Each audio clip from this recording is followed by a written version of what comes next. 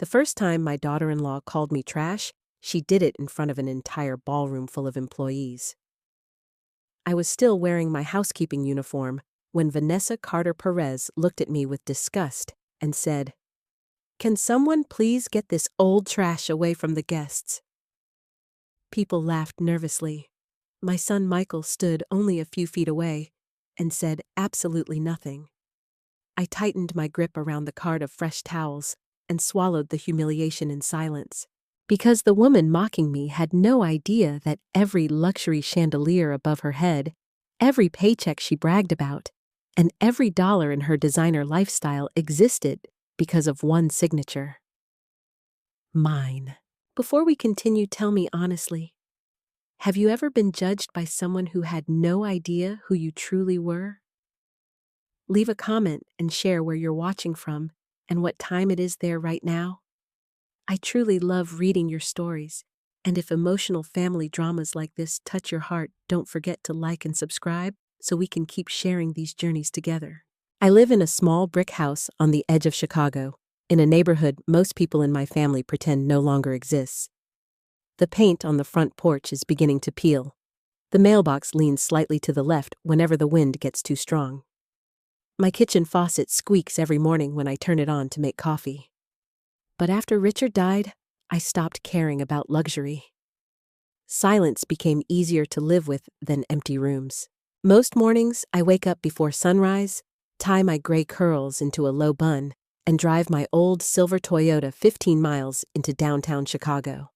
By 6:30, I'm already inside the Perez Grand Hotel, wearing a Navy housekeeping uniform with my name stitched above the pocket.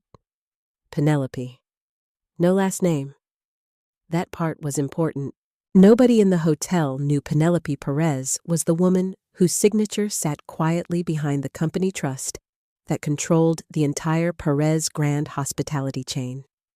To the staff, I was just another older woman pushing a laundry cart through hallways lined with marble and gold, and honestly, some days I preferred it that way. Because when people think you're invisible, they show you exactly who they are. That morning, I was folding towels beside Angela Brooks in the laundry room when she sighed heavily and rubbed her lower back. "My knees are killing me today," she muttered. "You should sit for a minute," I told her gently. Angela laughed. "And let Vanessa catch me resting, Lord no." Just hearing my daughter-in-law's name tightened something inside my chest. Angela didn't know Vanessa was married to my son. Nobody in housekeeping knew that. I had kept my private life hidden from the staff for nearly 3 years. Angela leaned closer and lowered her voice.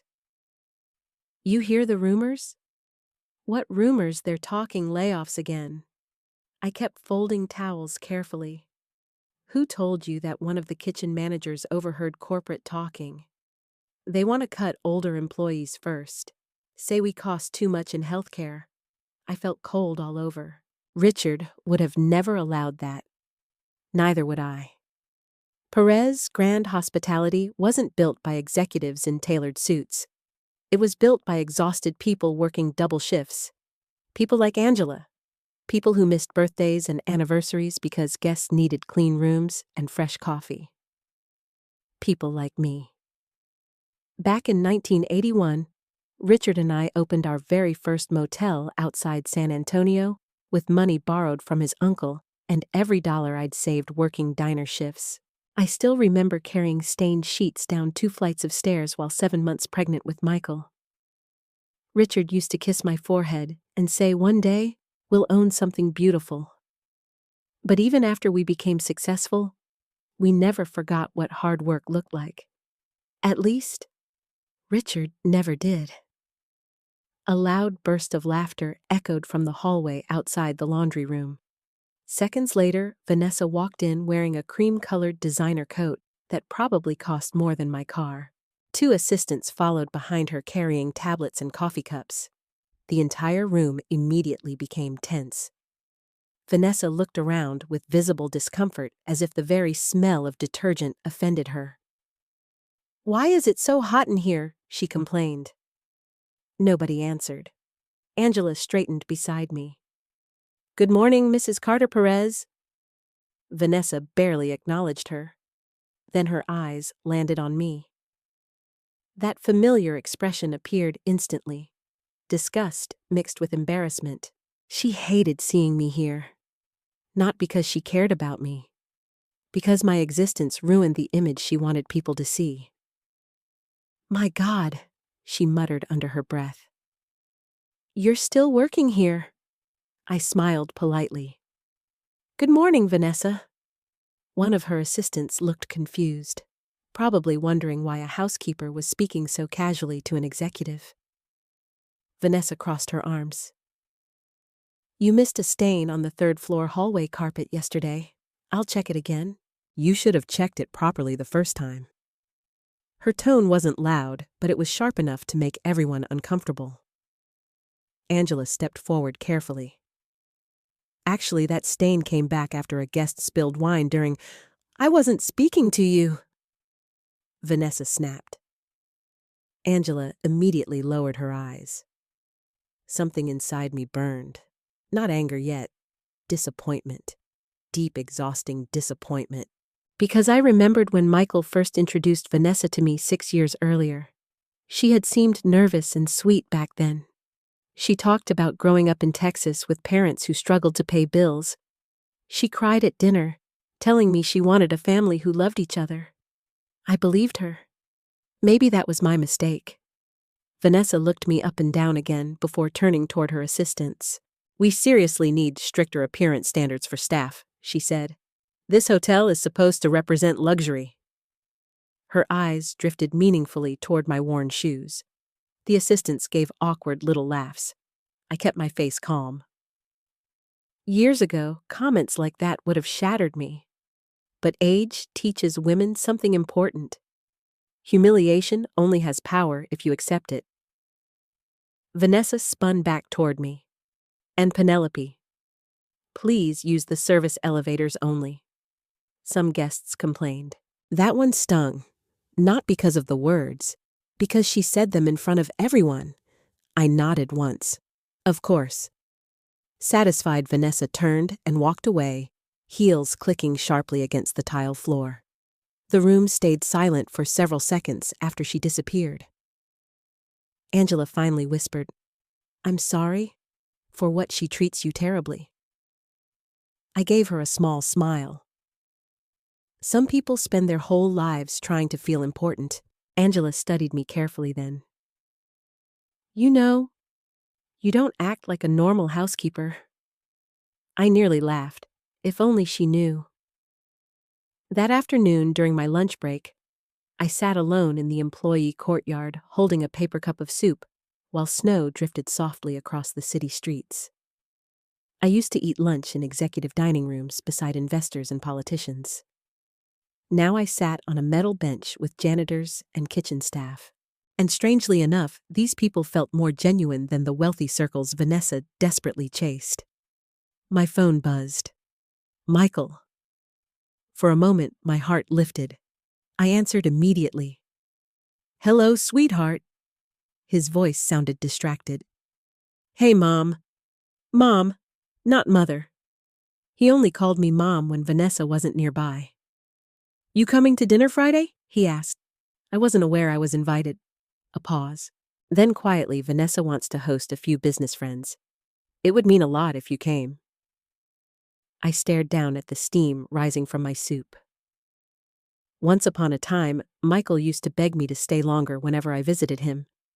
Now even invitations sounded negotiated. "I'll think about it," I said softly. Another pause stretched between us. Then he lowered his voice even more. "Mom, maybe don't wear your work uniform if you come." The words hit harder than Vanessa's insults ever could, because cruelty from strangers is painful. But shame from your own child, that kind of heartbreak settles into your bones. After we hung up, I sat there for a very long time watching snow gather along the edges of the courtyard. And for the first time in years, I began wondering whether staying silent was becoming its own kind of weakness. Friday night arrived colder than usual. Chicago winds whipped between the skyscrapers hard enough to sting my cheeks as I stepped out of my Toyota and stared up at the glass tower where Michael and Vanessa lived. Their penthouse sat near the very top, glowing warmly against the dark winter sky, like something untouchable. Richard used to love buildings like this.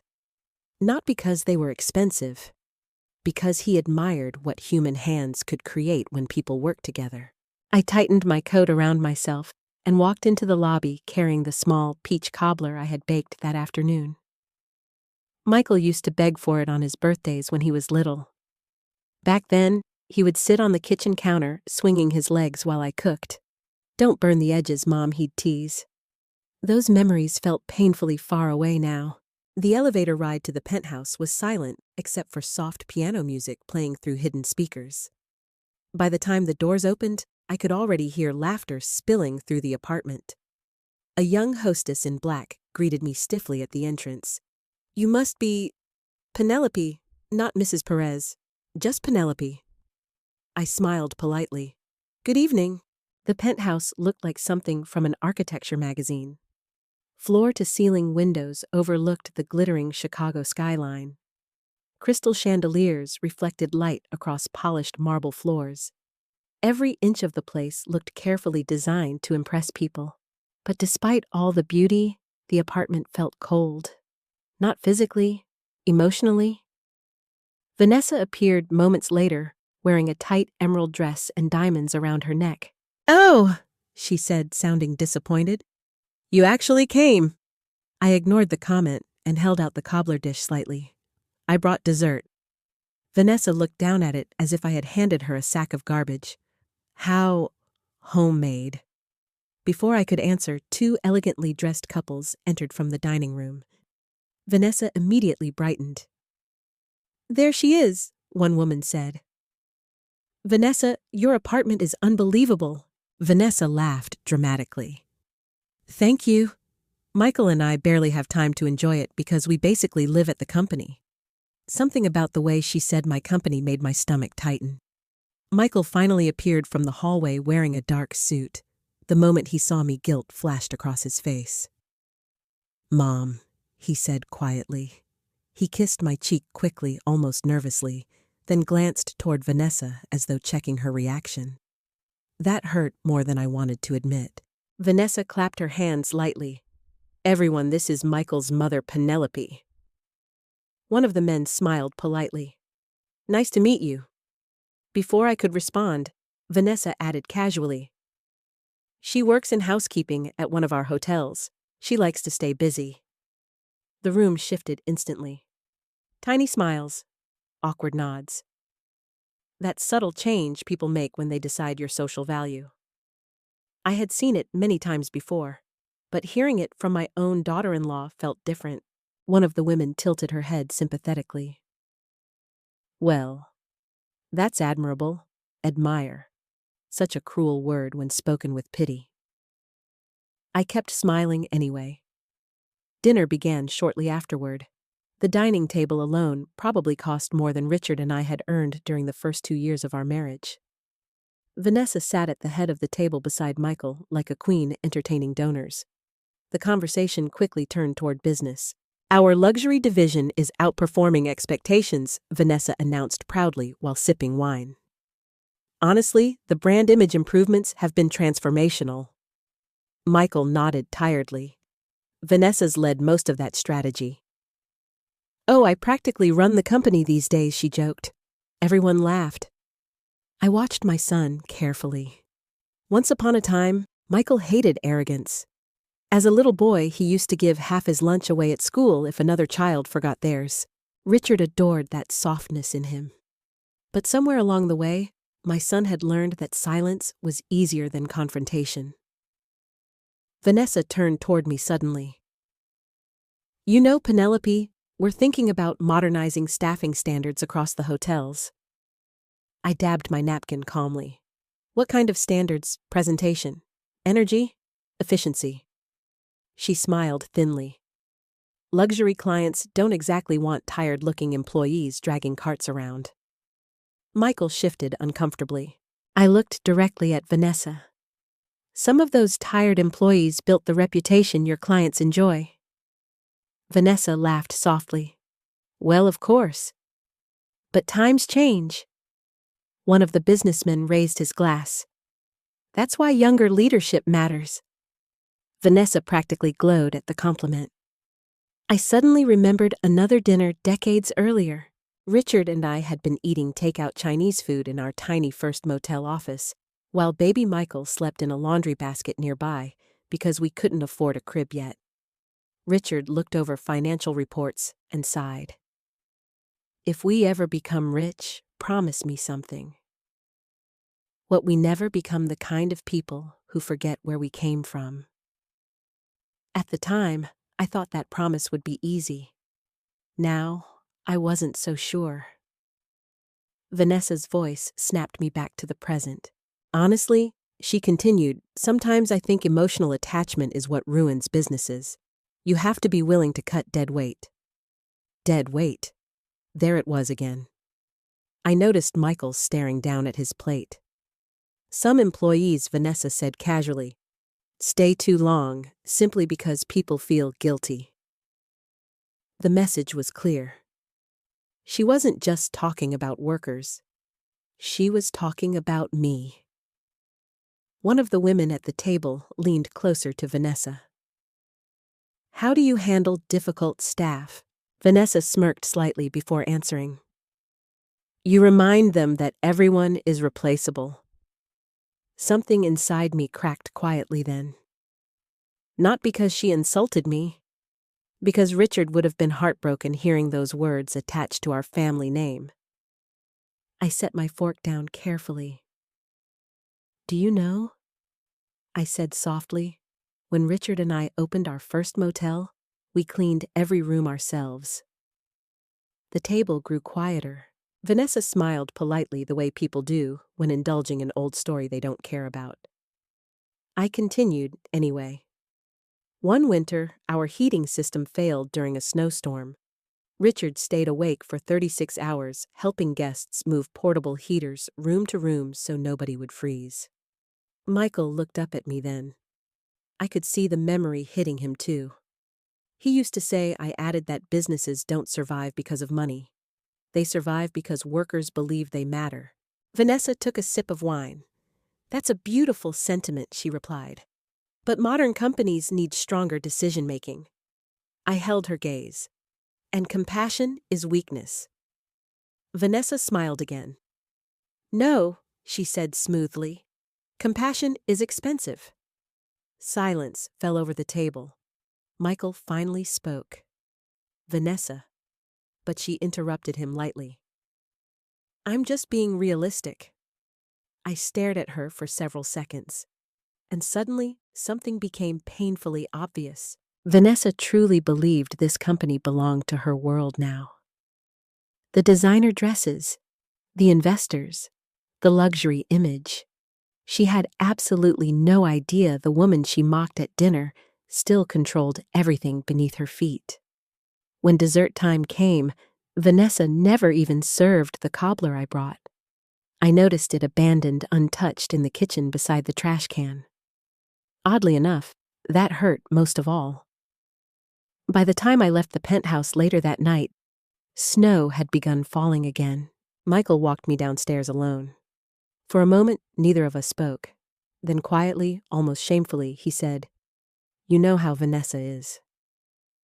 I looked at my son, the boy I once carried through fevers, the man I barely recognized now. Yes, I answered softly. I think I finally do. The law offices of Whitmore and Green occupied the 22nd floor of an old stone building overlooking Lake Michigan. Richard used to joke that Margaret Whitmore chose the place because it looked intimidating enough to scare dishonest people before they even walked through the door. As I stepped out of the elevator Monday morning, I could already smell the familiar combination of leather-bound books, coffee, and polished wood. Some things never changed. Margaret's assistant greeted me warmly. Mrs. Perez, she's waiting for you. Mrs. Perez. Funny how differently people spoke to you when they knew your last name. Margaret stood as soon as I entered her office. At 72, she remained sharp as broken glass. Silver hair framed her face neatly, and her dark blue suit looked perfectly pressed as always. But the moment she saw me, her expression softened. "You look tired, Penelope." I gave a small laugh. That obvious yes. I sat across from her desk, slowly setting my gloves in my lap. For a few moments, neither of us spoke. Margaret had handled Richard's legal affairs for almost 30 years. She knew every version of me, the ambitious young woman building a motel empire beside her husband, the grieving widow after Richard's funeral, and now this quieter version of myself hiding inside housekeeping uniforms. Finally, she slid a thick folder across the desk. "I wish I were calling you here for something pleasant." My stomach tightened. I opened the folder carefully. Layoff projections, healthcare cost reductions, employee restructuring proposals. At the top of several pages sat Vanessa's electronic approval signature. I kept reading silently while cold anger spread through my chest. "They want to cut 43 employees," I asked quietly. Margaret nodded. "Most over the age of 55, she added. "Housekeeping, laundry, kitchen, staff, maintenance." I turned another page. Projected annual savings, insurance reduction targets, replacement labor estimates. The language sounded so clean on paper, not human, just numbers. But I knew those numbers. Angela's cancer-stricken husband. Mr. Delaney in maintenance supporting his disabled son. Maria in laundry helping raise 3 grandchildren after her daughter died. People Vanessa had probably never bothered learning the names of. I closed the folder slowly. "When was this submitted?" 3 weeks ago. "And Michael approved this?" Margaret hesitated.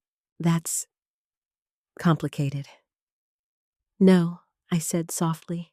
"It isn't." The silence between us grew heavy. Finally, Margaret removed another document from her desk drawer and handed it to me. Richard's trust agreement. Even after all these years, seeing his signature still hurt. My fingers brushed lightly across the page. "Richard updated the trust 6 months before he passed," Margaret said gently. "You remember that?" Of course I remembered. Richard had already known the cancer was spreading by then, even though he pretended otherwise around Michael. He spent those final months preparing everything carefully. Not for himself, for me, for the company, for our son. "You still hold controlling ownership through the trust," Margaret continued. 51%. Michael remains chief operating officer, but final authority stays with you. I stared out the office window at the gray Chicago skyline. When Michael was younger, I whispered, "Richard believed he'd grow into leadership naturally." Margaret folded her hands together. "Richard also worried Michael wanted approval too badly." That one landed painfully close to the truth. Michael had always hated disappointing people. Even as a child. If 2 friends argued at school, Michael would cry trying to make both sides happy. If Richard raised his voice, Michael immediately blamed himself, even when he'd done nothing wrong. He had a gentle heart, and gentle hearts often attracted controlling people. Margaret studied me carefully. "Have you told Michael the trust remains entirely under your control?" "No." "Why?" "Because I wanted my son to love me without money standing between us." But I couldn't say that out loud. Instead, I looked down at Richard's signature again. "He wanted Michael to earn confidence," I said quietly. "Not inherit it." Margaret nodded slowly. Then she reached for another folder. This may be harder to see. Inside were expense reports, luxury event charges, private travel reimbursements, designer consultant invoices. I frowned. What am I looking at? Vanessa's spending. The numbers were staggering. One dinner event alone cost nearly $80,000. Another page showed company funds used for influencer partnerships and personal image branding. "She charged these to corporate hospitality accounts?" I asked. Yes. I looked up sharply. Does Michael know I suspect he signs whatever she places in front of him? That sounded exactly like my son lately. Too exhausted to fight. Too eager to avoid conflict. Margaret leaned back in her chair. There's more. She handed me several printed emails. One message from Vanessa read, "Older staff damage the luxury aesthetic. Younger employees create a more aspirational brand identity. Another sentimentality is costing us profit margins." I read every word slowly. By the end, my hands were trembling. Not from shock, from heartbreak. Perez Grand Hospitality had once been known as one of the best employers in hospitality. Richard personally visited hotel kitchens during holidays to thank staff working Christmas shifts. When a janitor's wife died unexpectedly 20 years ago, Richard secretly paid funeral expenses himself. He believed workers were family. Vanessa viewed them as replaceable decorations. Margaret's voice softened carefully. Penelope, if these layoffs happen, lawsuits will follow. Age discrimination alone could destroy public trust. I closed my eyes briefly. For years I had stayed hidden because grief changed me after Richard died. Public attention felt unbearable without him beside me. And honestly, part of me wanted Michael to build confidence on his own. But maybe my silence had allowed something ugly to grow. Margaret studied me quietly before speaking again. Richard once told me something after Michael got married. I looked up. He said, "Vanessa confuses appearance with value." A painful ache spread through my chest. Richard saw it too, even back then. He also said, Margaret added carefully, "If Penelope ever disappears completely from the company, nobody will protect the soul of it." That nearly broke me, because suddenly I realized something terrible. I hadn't just stepped away from power. I had abandoned responsibility. The company wasn't only ours anymore. Thousands of employees depended on it. Margaret finally asked the question sitting between us all morning. "What do you want to do?" I stared at the snowy skyline outside the window. For a long time, I said nothing. Then quietly, I asked, "When is the anniversary gala? 3 weeks." I nodded slowly. Every year, Perez Grand Hospitality held a massive gala celebrating the company's founding. Investors, executives, press, and board members attended. Vanessa adored that event. It was her favorite stage. Margaret's eyes narrowed slightly. "Penelope, I'm attending." For the first time all morning, Margaret smiled faintly. "Good." I stood and gathered my coat. But before leaving, I paused beside the office door. "Margaret, yes, if Richard were alive?" My voice cracked slightly. Would he think I failed Michael? Her expression softened completely then. "No," she said firmly. "I think Richard would believe you loved him enough to keep trying." The elevator ride down felt strangely heavy. Not because I feared confrontation. Because deep down, I knew something had already changed inside me. For years, I convinced myself silence was kindness. But silence had protected the wrong people. And somewhere between housekeeping uniforms and executive lies, my family had forgotten what Perez truly meant. Maybe it was finally time they remembered. The housekeeping break room smelled like burnt coffee and bleach. By 7 in the morning, most of us were already exhausted. Angela sat hunched at the small plastic table, rubbing her wrists, while Maria from laundry quietly counted coins from her purse beside the vending machine. I stood at the counter, stirring powdered creamer into stale coffee, when I noticed how silent everyone had become lately. Fear changes the atmosphere of a workplace. People stop laughing as loudly. They whisper more. They look over their shoulders before speaking. And over the past week, fear had spread through the hotel faster than winter flu.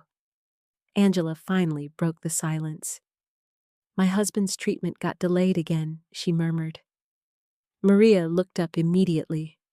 "Why insurance paperwork?" Angela forced a smile that fooled nobody. Hospital says we need approval first. I sat down beside her slowly. How's he feeling? Tired. Her voice cracked slightly. Some days, he can barely stand. Angela had worked for Perez Grand Hospitality for 22 years. 22 years. Long enough to watch entire management teams come and go. Long enough to miss holidays, in school plays, and anniversaries. And now, she sat there terrified that one executive decision could erase her healthcare completely. It made me sick. Before I could respond, the break room door swung open hard enough to hit the wall. Vanessa walked in, carrying a tablet and iced coffee, while 2 HR managers followed nervously behind her. The entire room instantly went still. Vanessa glanced around with obvious irritation. "Why is everyone sitting?" she asked sharply. Angela stood immediately despite the pain written across her face. "We're on break," she said softly. Vanessa checked her watch dramatically. Well, break's over. Nobody argued. Nobody ever argued. That was the part I hated most. Fear had taught good people to shrink themselves. Vanessa's eyes landed on me next. She frowned slightly, almost annoyed by my existence. "You," she said, pointing toward a cart in the hallway. "There's dust on the banquet room molding. I'll handle it. You should have handled it already." Her tone carried the same cruel edge she always used with me when others were nearby. One of the HR managers shifted awkwardly beside her. Vanessa turned toward the room again. Conference room. 10 minutes. Mandatory staffing meeting. Then she walked out. The second the door closed, Angela exhaled shakily. Maria muttered under her breath, "That woman scares me." I stared into my coffee quietly. No, Vanessa didn't scare me anymore. She disappointed me. There's a difference. 10 minutes later, nearly 40 employees crowded into a bland conference room downstairs. Housekeeping staff lined the back walls, while kitchen workers and maintenance employees filled the chairs. Nobody spoke much. Vanessa stood confidently near the projector screen, wearing a fitted white suit that made her look more like a politician than a hospitality executive. Michael stood off to the side beside Marcus Hill, our CFO. My son looked exhausted. Dark circles shadowed his eyes, and his shoulders sagged beneath his expensive suit jacket. He barely glanced at the employees filing into the room. Vanessa smiled brightly once everyone settled. "Thank you all for coming," she began smoothly. "As you know, Perez Grand Hospitality is entering a new era. Corporate language, always dangerous." She clicked the presentation remote. A graph appeared on the screen. "Luxury hospitality is evolving," Vanessa continued. "To remain competitive, we must modernize operations and maximize efficiency." I noticed several employees exchanging nervous looks. Vanessa kept talking. "Unfortunately, that means difficult decisions." There it was. Angela lowered her eyes immediately. Maria gripped her hands together tightly. Vanessa paced slowly in front of the screen like a motivational speaker. "Some positions within the company no longer align with our long-term brand vision. Not people, positions. That's how executives distance themselves from guilt." Michael finally spoke quietly. "Vanessa." But she continued over him. "We need energy, adaptability, presentation." Then she smiled. "And frankly, some departments are carrying dead weight." The room froze. Dead weight. I saw Angela physically flinch beside me. Maria's eyes filled with tears instantly. One of the maintenance workers muttered, "Jesus Christ." Vanessa ignored him. "We'll begin evaluating staff performance immediately," she announced. "Employees unable to meet updated standards may be released." Released. Such a polished word for destroying someone's livelihood. I looked toward Michael. He stared down at the table silently, not defending them, not stopping her. just surviving beside her. And somehow that hurt worse than Vanessa's cruelty. A younger housekeeper near the back raised her trembling hand. What happens to healthcare benefits? Vanessa's expression barely changed. Those details are still being finalized. The young woman swallowed hard. My mother's surgery is next month. Vanessa sighed impatiently. This is exactly the emotional thinking that hurts business decisions.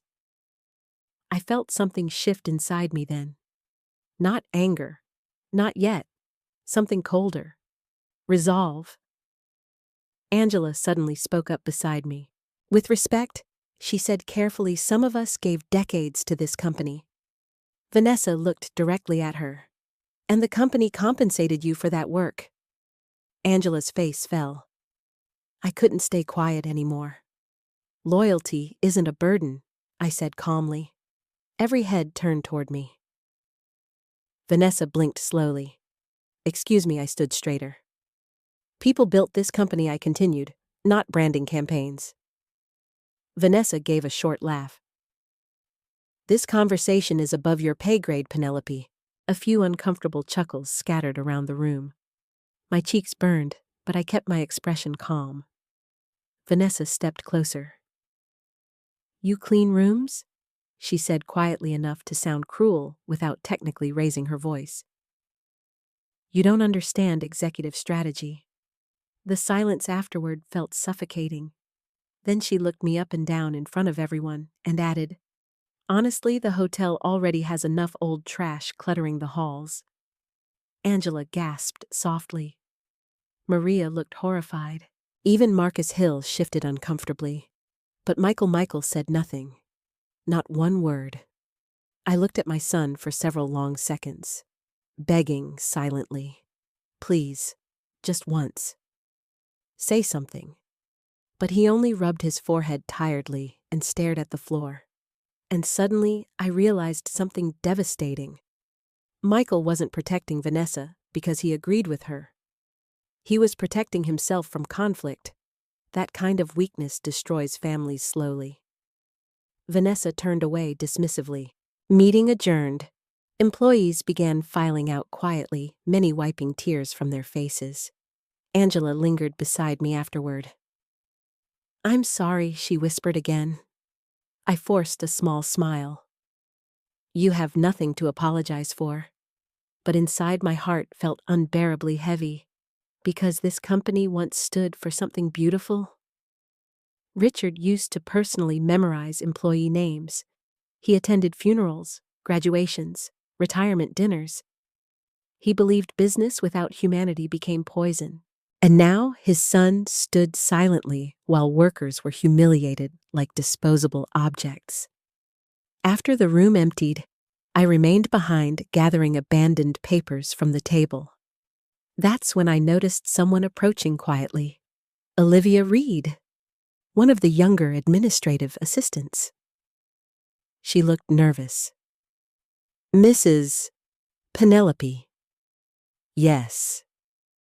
She glanced toward the hallway carefully before sliding a folded envelope into my hand. You didn't get this from me. I frowned slightly.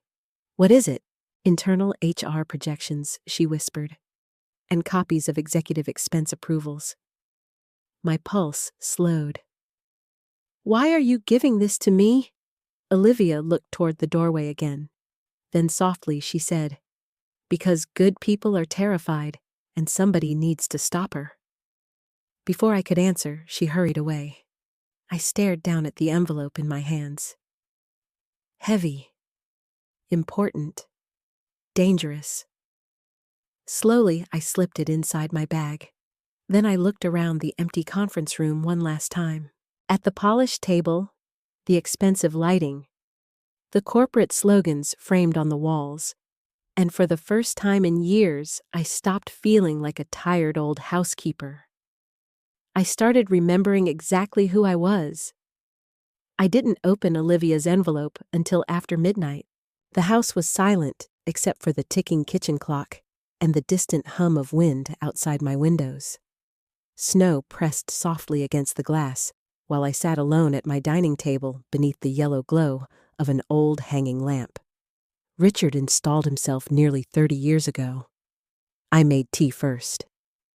Richard always said bad news should never be faced without hot tea. By the time I unfolded the documents, my hands had already gone cold. Expense reports, internal approvals, luxury travel invoices billed directly to Perez Grand Hospitality. I adjusted my reading glasses slowly and kept turning pages. Private spa bookings, designer wardrobe reimbursements, a $70,000 branding dinner in Manhattan, a 3-day executive retreat in Napa Valley that apparently involved more champagne than business meetings, all approved under Vanessa's department. My jaw tightened, but then I saw something worse: projected payroll reduction targets, employee termination recommendations, healthcare liability calculations. There it was in black and white. Vanessa wasn't only trying to impress investors.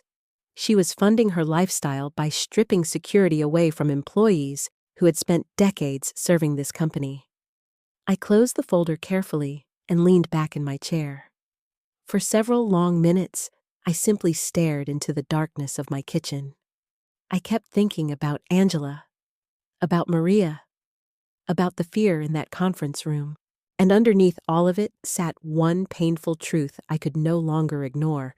I had allowed this. Not intentionally, but silence has consequences. My phone rang suddenly, startling me. "Margaret," I answered immediately. "Is everything all right? Marcus wants to meet tomorrow morning," she said without preamble. "Privately. About Vanessa, yes." Her tone told me enough already. The next morning, I entered a small cafe several blocks away from corporate headquarters just after 8. Marcus Hill sat alone near the back, wearing a dark overcoat and looking like a man who hadn't slept properly in weeks. He stood awkwardly when he saw me. "Mrs. Perez?" I smiled faintly. "You can still call me Penelope." He hesitated before sitting again. Marcus had worked for Perez Grand Hospitality for 15 years. Richard trusted him deeply because he valued honesty over charm, which meant if Marcus looked this nervous, things were serious.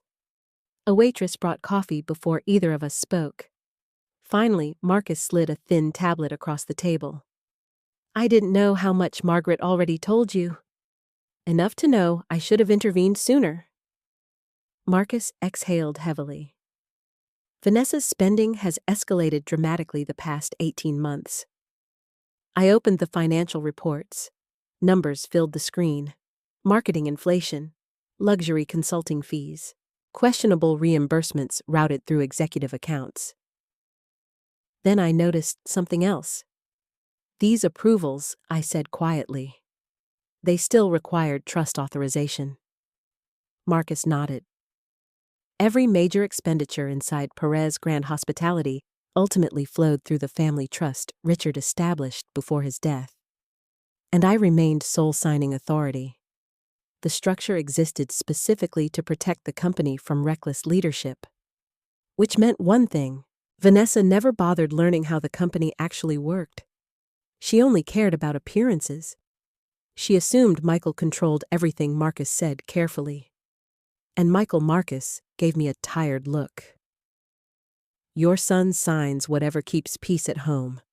The words hurt because they were true. Michael used to challenge ideas constantly when he worked beside Richard. He was thoughtful, curious, compassionate. Now he looked exhausted all the time. Smaller somehow.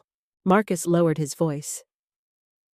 "She's pushing aggressive staff reductions before the anniversary gala." "How soon?" "Immediately after." I stared at him. Of course. Vanessa wanted applause first, then layoffs. Public image mattered more to her than people's lives. Marcus rubbed his forehead wearily. I tried warning Michael privately. "What did he say?" "He said Vanessa was under pressure from investors." I almost laughed. Investors, that convenient, invisible enemy executives always blamed when they wanted permission to act cruelly. Richard used to say something very different. Leadership reveals character fastest when money gets involved. Marcus looked at me carefully. Can I ask you something honestly? Of course. Why did you stay hidden this long? The questions settled heavily between us. I looked down at my coffee. Because after Richard died, I stopped recognizing myself. Because grief hollowed me out so deeply, I couldn't bear boardrooms or interviews or gala speeches anymore. Because watching Michael build his own future felt healthier than clinging to control. And maybe because I hoped my son would remember who he was without me forcing him to. But I only said I thought stepping back would help Michael grow. Marcus nodded slowly. Then quietly, he replied, Sometimes good people mistake absence for trust. That stayed with me long after the meeting ended. By late afternoon, I returned to the hotel through the employee entrance wearing my housekeeping uniform again. Strange how quickly the world changed depending on clothing. Inside corporate meetings, people listened carefully. Inside housekeeping hallways, they barely looked at me. Angela was vacuuming near the west ballroom when I approached. You all right? I asked gently. She forced a smile. Just tired, but her eyes were red. I touched her arm softly. What happened? Angela swallowed hard before answering. My husband's doctor called this morning. Her voice shook. The treatments are working, but we can't lose insurance right now. My chest ached. She looked so ashamed saying it, as if survival itself embarrassed her. I wanted to tell her everything right then, that the layoffs hadn't happened yet, that the company still belonged to someone who remembered workers mattered, that she wasn't disposable, but I couldn't. Not yet. Instead, I squeezed her hand gently. You've given years to this company, I told her. Don't forget your value. Angela smiled sadly. People like us are easy to replace. No, that was the lie Vanessa sold everyone, because powerful people stay powerful by convincing workers they're invisible. A sudden burst of laughter echoed down the hallway. Vanessa. She appeared moments later walking beside Michael and two event coordinators discussing preparations for the anniversary gala. The floral installations need to feel more elite, Vanessa said sharply. I want the entire evening dripping luxury. Then she saw me. Her expression changed instantly. Annoyance, embarrassment, disgust. Why is this cart still here? She snapped. I looked down at the cart calmly. I'm restocking linens for the ballroom. Vanessa sighed dramatically. Can we please avoid housekeeping staff wandering through executive areas during gala preparation? Michael glanced toward me briefly. For half a second, guilt flickered across his face again. But then he looked away. Vanessa continued talking as if I weren't standing there. This event is attracting investors from New York and Los Angeles. Image matters. Something inside me finally hardened completely then. Not anger, clarity. Because I suddenly understood something important. Vanessa genuinely believed luxury made her powerful. But true power is much quieter than that. True power signs the checks. True power protects people. True power doesn't need attention to exist. Vanessa turned back toward me impatiently. Well, move the cart. I met her eyes calmly. And for the very first time, I didn't lower mine. Something about that unsettled her slightly. Just enough for me to notice. Good, because in 3 weeks at the anniversary gala, she was obsessively preparing to rule. The entire world beneath her designer heels was about to shift. And this time, I wasn't staying silent. I used to believe cruel people were simply born cruel. Age teaches you that isn't always true. Sometimes cruelty grows slowly inside people who spent their entire lives terrified of feeling small. And Vanessa Carter Perez had spent most of her life terrified. I learned that long before Michael married her. Back then, she still smiled easily. She still laughed without sounding rehearsed. She still looked at my son like he was safety instead of status. The first time she visited our family home years ago, she cried while helping me wash dishes. I know this sounds stupid, she admitted quietly, but I've never had a family dinner that felt peaceful before. I remember drying a plate slowly while she talked. Her father drank heavily. Her mother worked 2 jobs. Debt collectors used to call the house constantly. Vanessa told me she spent most of high school pretending she wasn't poor. I used to hide my thrift store shoes in my locker, she confessed with embarrassed laughter. I'd change before class because kids were mean. At the time, my heart broke for her. Now I realize something else broke inside Vanessa during those years too. Poverty embarrassed her so deeply that she built her entire adult identity around escaping it. And somewhere along the way, she stopped seeing ordinary people as human beings. She started seeing them as reminders. 3 days after my meeting with Marcus, I arrived at the hotel earlier than usual. Snowstorms had frozen half the city overnight, and exhausted employees shuffled through the lobby, carrying wet boots and coffee cups. Meanwhile, Vanessa stood near the reception desk, directing a photography team. "No, no, no," she snapped. "The flowers need to look effortless, not cheap." A stylist rushed forward, nervously adjusting decorations. I pushed my housekeeping cart quietly toward the elevator, hoping to avoid attention. Naturally, Vanessa noticed me immediately. Her eyes narrowed. Why are housekeeping carts visible during media prep? One of the photographers glanced awkwardly in my direction. I kept my voice calm. "Guests still need clean rooms." Vanessa rolled her eyes dramatically. "Everything always has to become difficult around here." Michael stood nearby, reviewing paperwork on his tablet. He looked distracted again, tired, detached. I wondered if he even recognized himself anymore. Vanessa turned back toward the photographers and smiled brightly, as if nothing unpleasant had happened. "Okay, let's continue."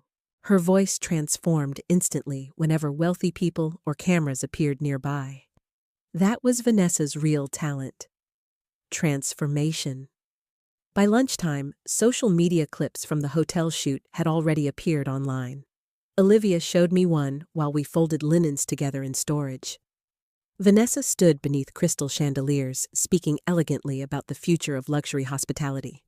Thousands of people had already liked the video. "She's good on camera," Olivia admitted carefully. "Yes," I said quietly. "She is. Because charisma wasn't Vanessa's problem, empathy was." Olivia hesitated before lowering her voice. "I found more expense approvals." I looked up immediately. How bad she bit her lip. Worse than before.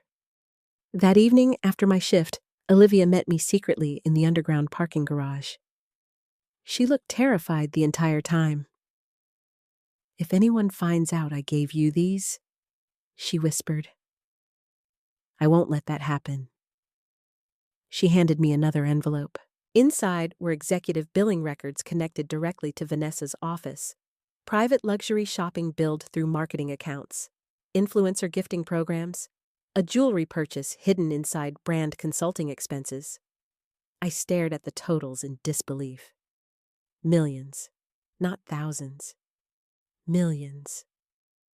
"What about Michael?" I asked softly. "Has he seen these?" Olivia looked conflicted. "I think he signs things without reading carefully anymore." That answer hurt, because I already knew it was true. Michael used to question everything. Richard trained him carefully when he first joined the company after business school. Double-check contracts. Listen more than you speak. Respect workers. Never spend company money like it belongs to you personally. But grief changes people. And marriage changes them too. Especially when love slowly turns into emotional survival. The next morning, Marcus called, requesting another private meeting. This time, we met inside his office before executive staff arrived. Stacks of financial reports covered his desk.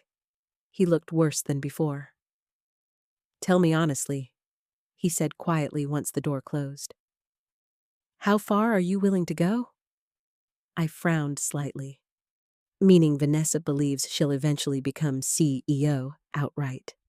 He slid another document toward me. She's already discussing future restructuring plans with investors. I read the proposal carefully. Luxury rebranding, executive expansion, mass staffing reductions, increased automation, employee housing cuts, everything Richard hated. My stomach turned. "She's trying to build a company for appearances," I whispered. Marcus nodded grimly. "She believes investors care more about image than loyalty. Richard used to say investors follow confidence temporarily, but employees determine whether businesses survive permanently." I sat down slowly. "Marcus, why haven't you resigned?" He gave a tired laugh.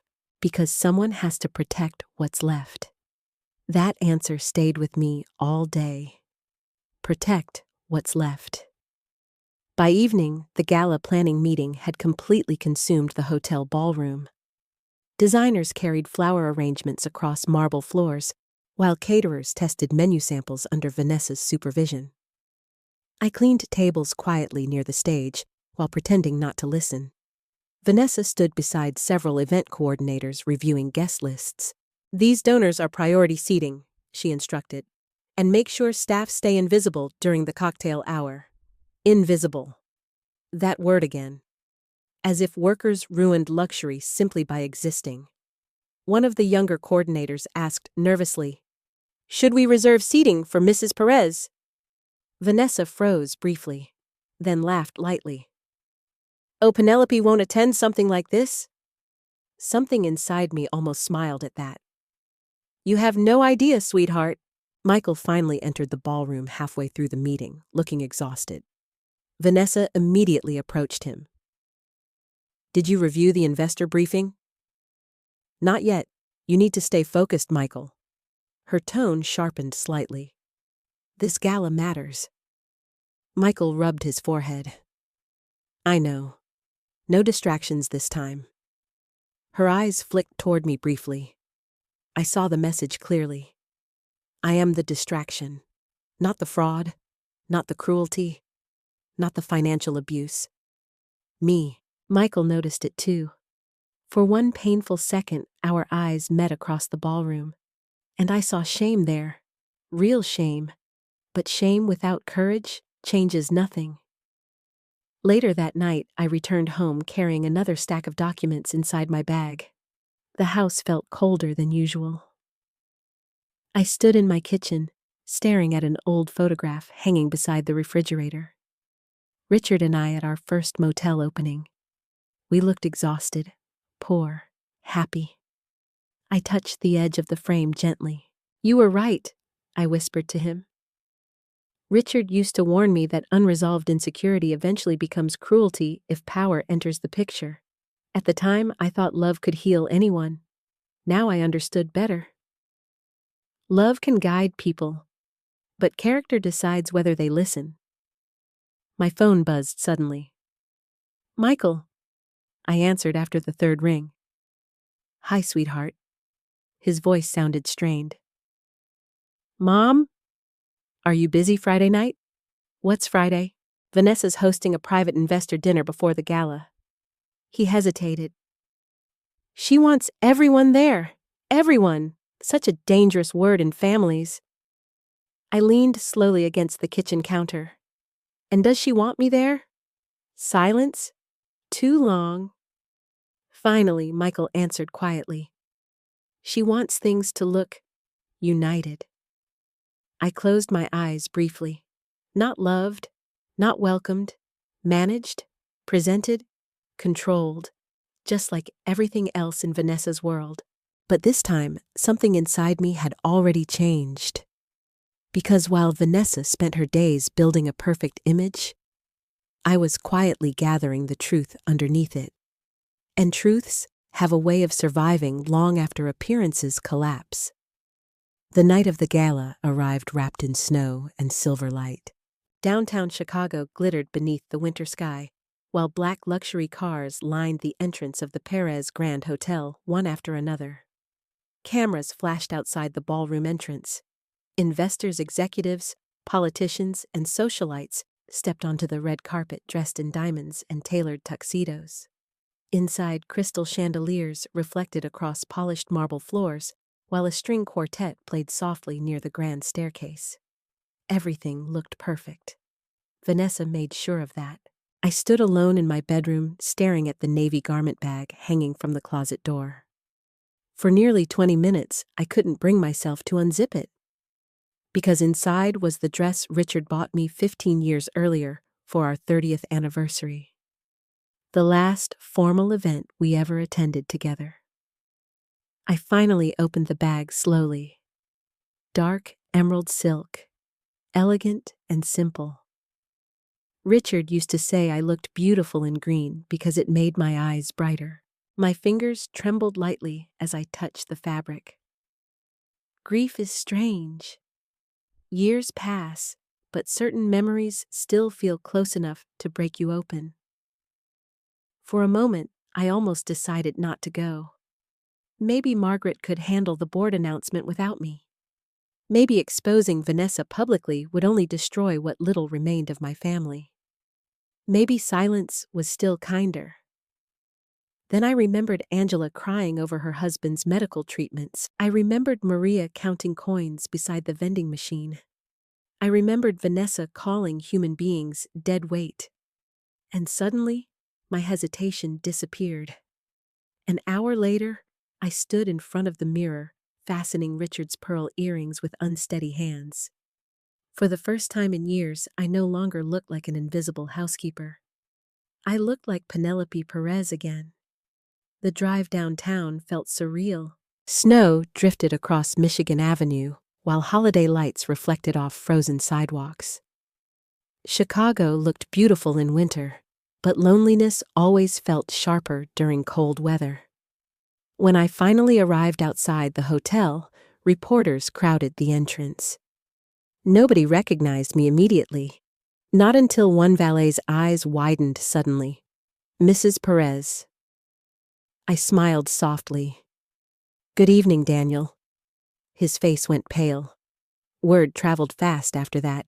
By the time I entered the lobby, whispers had already begun spreading among staff members. "That's her, oh my God. Is that Penelope Perez?" The energy shifted around me instantly. Some employees straightened nervously, others stared in disbelief, and somewhere deep inside, sadness settled quietly into my chest again. Same woman, different clothes, different treatment. That alone explained everything wrong with the world. The ballroom entrance shimmered with gold lighting and towering white floral arrangements. Vanessa stood near the front greeting investors with practiced elegance, while photographers snapped endless pictures. She looked radiant, confident, untouchable, until she saw me. The transformation in her face happened instantly. Confusion first, then disbelief, then panic. Her smile nearly collapsed. I walked toward her slowly across the marble floor heels, clicking softly beneath the music. Conversations around us began fading one by one. Vanessa recovered quickly enough to force another smile. "Penelope," she said tightly. "You came. I was invited." "Not by you, I thought." Michael appeared beside her moments later. The second he saw me, all color drained from his face. "Mom." His voice sounded barely above a whisper. I could see it immediately. The dress, the posture, the confidence. For the first time in years, my son remembered exactly who I used to be. Vanessa stepped closer, quickly lowering her voice. "What are you doing?" I met her eyes calmly. "Attending the gala. You could have at least told us." "Us." Interesting word. As if she genuinely believed she belonged beside me in this moment. A photographer approached suddenly. "Mrs. Carter Perez, can we get a few more shots near the stage?" Vanessa immediately straightened again. Perfect image restored. Of course, she answered smoothly. Then she turned toward me with a smile that didn't reach her eyes. "You should probably stay toward the back tonight. Investors may get confused." There it was, even now. Even dressed in silk and pearls. She still thought I was beneath her. Michael looked horrified by the comment. "Vanessa." But she ignored him completely.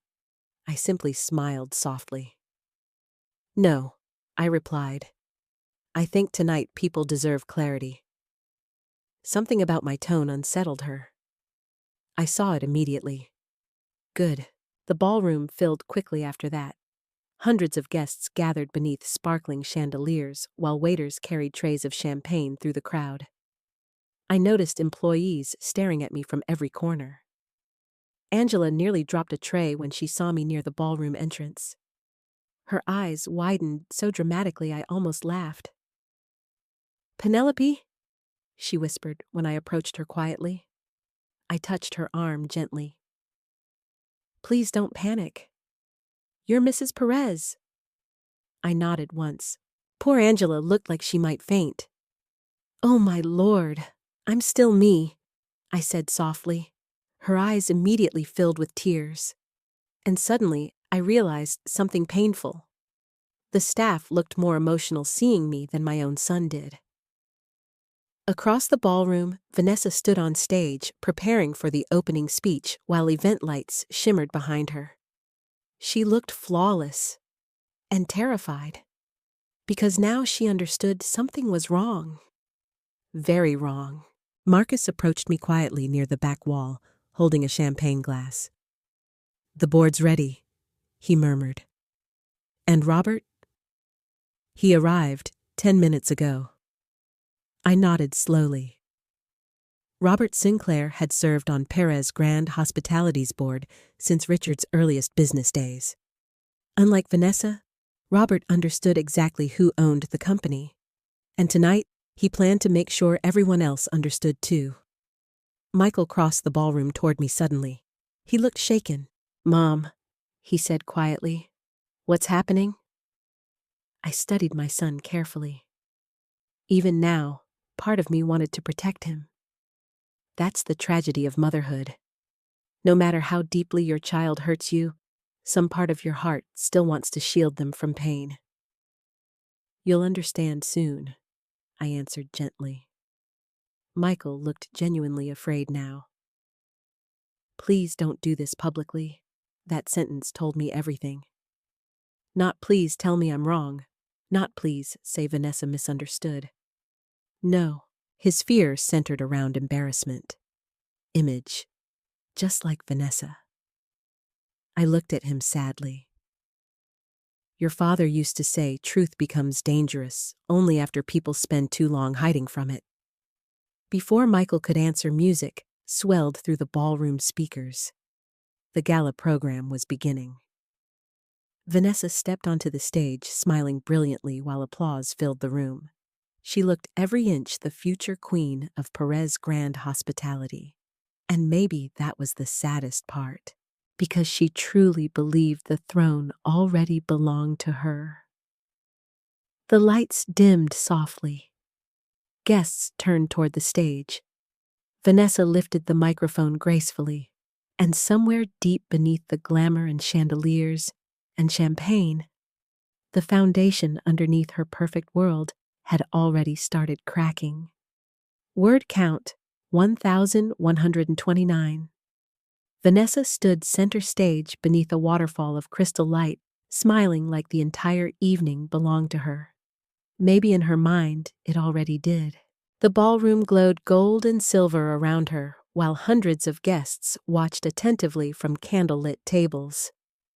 Investors from New York sat near the front beside politicians and luxury hospitality executives. Photographers lined the edges of the room waiting for the perfect shot.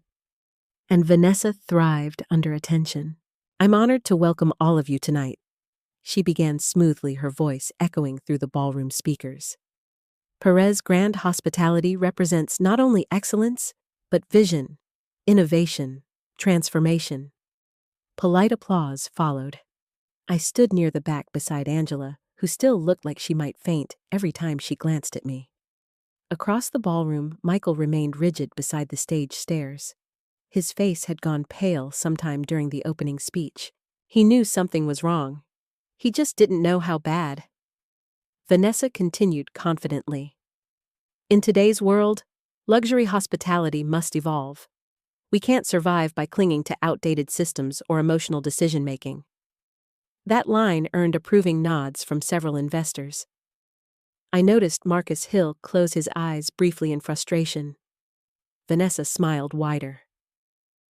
Our company's future depends on bold leadership willing to embrace change. There it was again. Change. Such a beautiful word when used honestly. Such a dangerous one when used to disguise greed.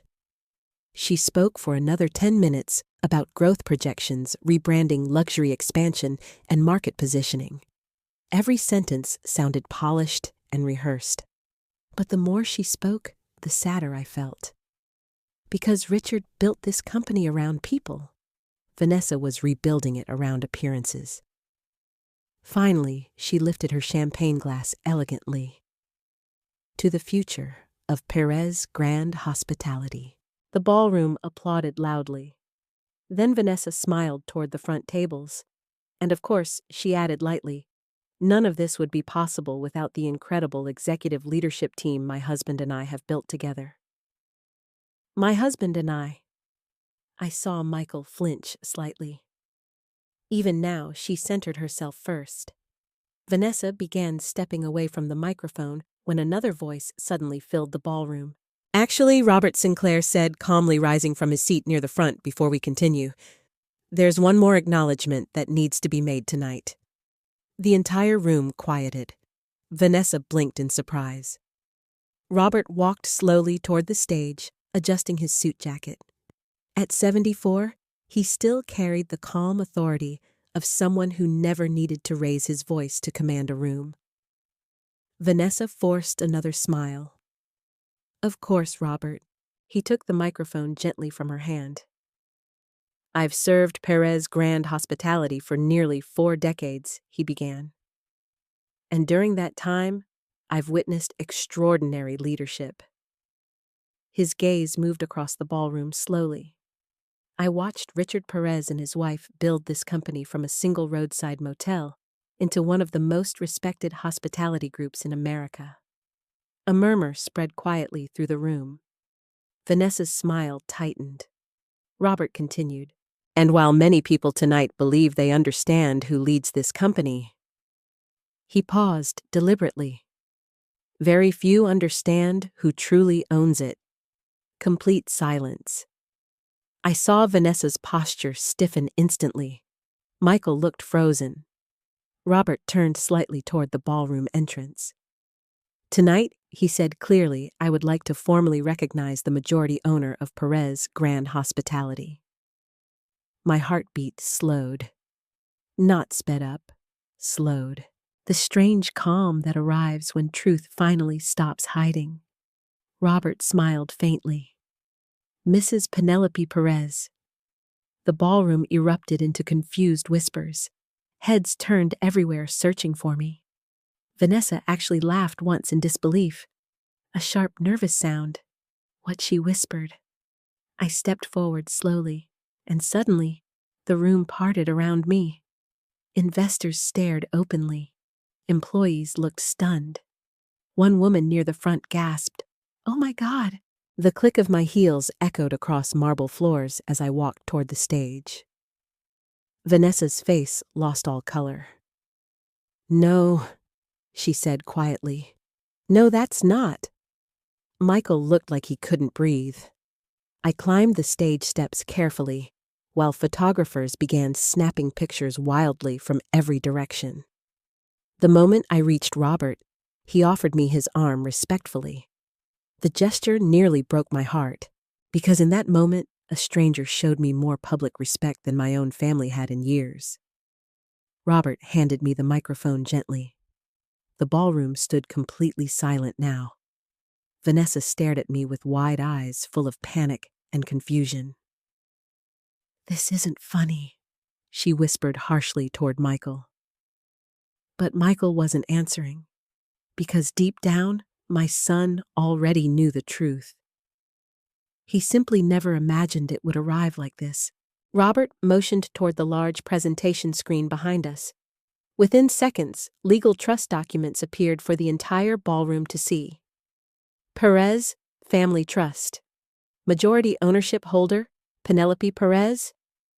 Authorized financial signature holder, Penelope Perez. A collective gasp swept through the room. Vanessa physically stepped backward. "No," she said again. "There has to be some mistake." Marcus rose slowly from his seat near the front. "There's no mistake," he said firmly. All eyes shifted toward him. As Chief Financial Officer Marcus continued, "I can confirm all major financial authorizations within Perez Grand Hospitality require approval through the Perez Family Trust." He paused. "And Mrs. Penelope Perez remains sole controlling authority of that trust." Shock spread across Vanessa's face so violently it almost looked painful. Then came the final blow. Marcus looked directly at her. "That includes every executive compensation check issued over the last several years." The room exploded into whispers. Vanessa's breathing became uneven. Slowly, almost mechanically, her eyes turned toward me. And suddenly, she understood. Every paycheck, every luxury bonus, every designer expense account, every glamorous salary she bragged about, signed by the woman she called trash. My son looked devastated. Not angry, devastated.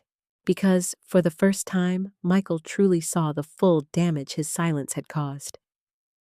Vanessa shook her head frantically. "You worked in housekeeping," she whispered at me. "Yes." "Why would you do that?" I looked at her calmly. "To understand how employees were being treated." The answer hit harder than yelling ever could. Vanessa's lips parted slightly. Around us, employees stood frozen in disbelief. I noticed Angela crying openly near the ballroom entrance. Maria covered her mouth with trembling hands. Many of them finally understood why I listened when nobody else did. Because this company had never stopped being mine. Vanessa suddenly turned toward Michael. You knew his face crumpled slightly. No. That answer shattered something inside her. Because if Michael didn't know, then her entire world had been built on assumptions. Dangerous assumptions. She looked back at me again, desperation creeping into her voice. "You let me humiliate myself." I held her gaze quietly. "No, Vanessa," I said softly. "You did that on your own." The silence afterward felt enormous. Then Robert stepped beside me again.